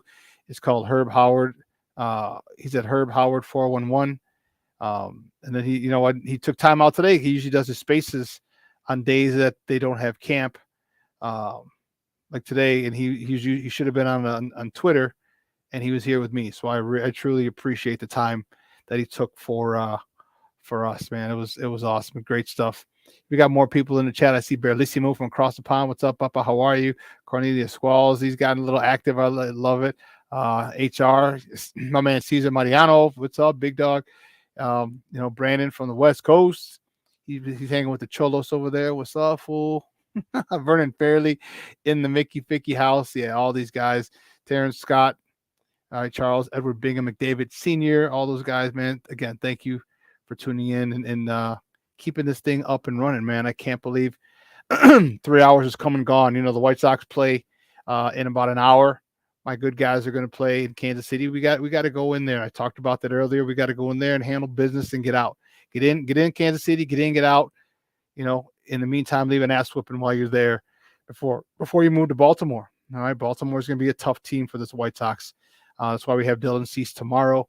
It's going to be good. It's going to be good. So we got that going. The Cubs, they play again, and you just hope that they continue to compete. All right, they're going to lose a lot of games because of the talent deficit, but they're going to win more games than they should by the way that they're coached. All right, they're at home. The next 4 nights, we got 5. I'm sorry. 4 nights, 5 games, starting today, 7:00. They're hosting the St. Louis Cardinals. Tomorrow they have a doubleheader. 1:20 is the first game. 7:05 is the second. Wednesday they host the Cardinals again at 7:05, and then Thursday is a getaway day. They host the Cardinals at 1:20 before they make the trek 90 miles north or 90 minutes north to Milwaukee. So good sports the rest of the day, rest of the week, and I'm excited. And the more Bears conversation we can have, the better. The more my White Sox, start to act like they want to take this division and really want to go deep in the playoffs, the happier I am. Like I said, I found my Bears hat. I couldn't even tell you how fired up I am that I found it. All right, now my teams need to play like that. They need to find that energy. They need to find that focus. They need to find that hunger, that desire that they need to go handle business. And my White Sox, nobody would take this shit. Nobody wants the Central. All right, take it. Nobody. Just take it. Goodness gracious. I'm telling you, I get fired up from my playing days, from my coaching days. I've never seen a team like this. And this is my favorite team. I've never seen a team that this doesn't give a shit. I've never seen a team that doesn't, I don't want to say, yeah, they don't want it. I wasn't say I don't want to say that they don't, because if you wanted it bad enough, okay, then there's things you do. All right, there's things you do. There's a focus you have if you want it bad enough. You don't want it bad enough. You don't. And that's the frustrating part. That big part of that falls on Tony's lap, and the biggest part falls on the player's lap. We'll see. Man, definitely want to thank all you guys for tuning in and joining in, and the comments, the questions, comments, smart ass remarks. I love it. I love it. It makes this show great. I also want to thank, I thanked Herb. Awesome. If you missed that interview, make sure you go back and check it out. All right.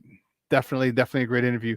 Also want to thank our executive producer, Elliot Baez, our social media guy, Clarence Council III, and of course my co-host in absentia, Maya Akai. All of us here, and try to entertain you, give you some, be a little informative, be a little entertaining. We hope we've succeeded. So here's what we're going to do. All right, we're going to take a 45-hour break. All right, so make sure you go to the bathroom, get some food, get some sleep. On the other side of the break, we're going to see you again on Wednesday. Same bat time, same bat channel, 9 a.m. to noon Central Standard Time. We're going to have some more, again, top of the morning topics. See what else comes out of Bear Camp. See what else my White Sox do. The White Sox, it'll be after game 2, the first game of the series in Baltimore. They play KC today, Baltimore tomorrow. They start. We'll see where they're at after those 2 games. We'll talk about the Cubs, talk about the Bears, talk about the White Sox. Have a lot of, and we'll actually be able to talk about hopefully this guy advancing to round number 2 instead of their season being over, because that will be a huge upset and it'll be a huge disappointment.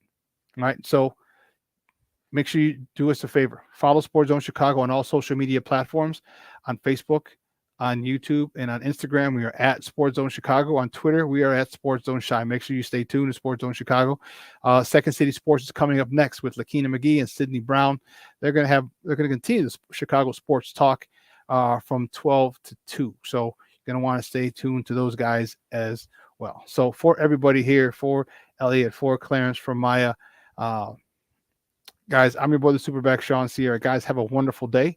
It's going to be nice and cool. Fall seems to be here. If you're in the Chicagoland area, enjoy it. Get out there, enjoy it when you get home from work. And we'll see you on Wednesday. Your boy, the Superback. I'm out.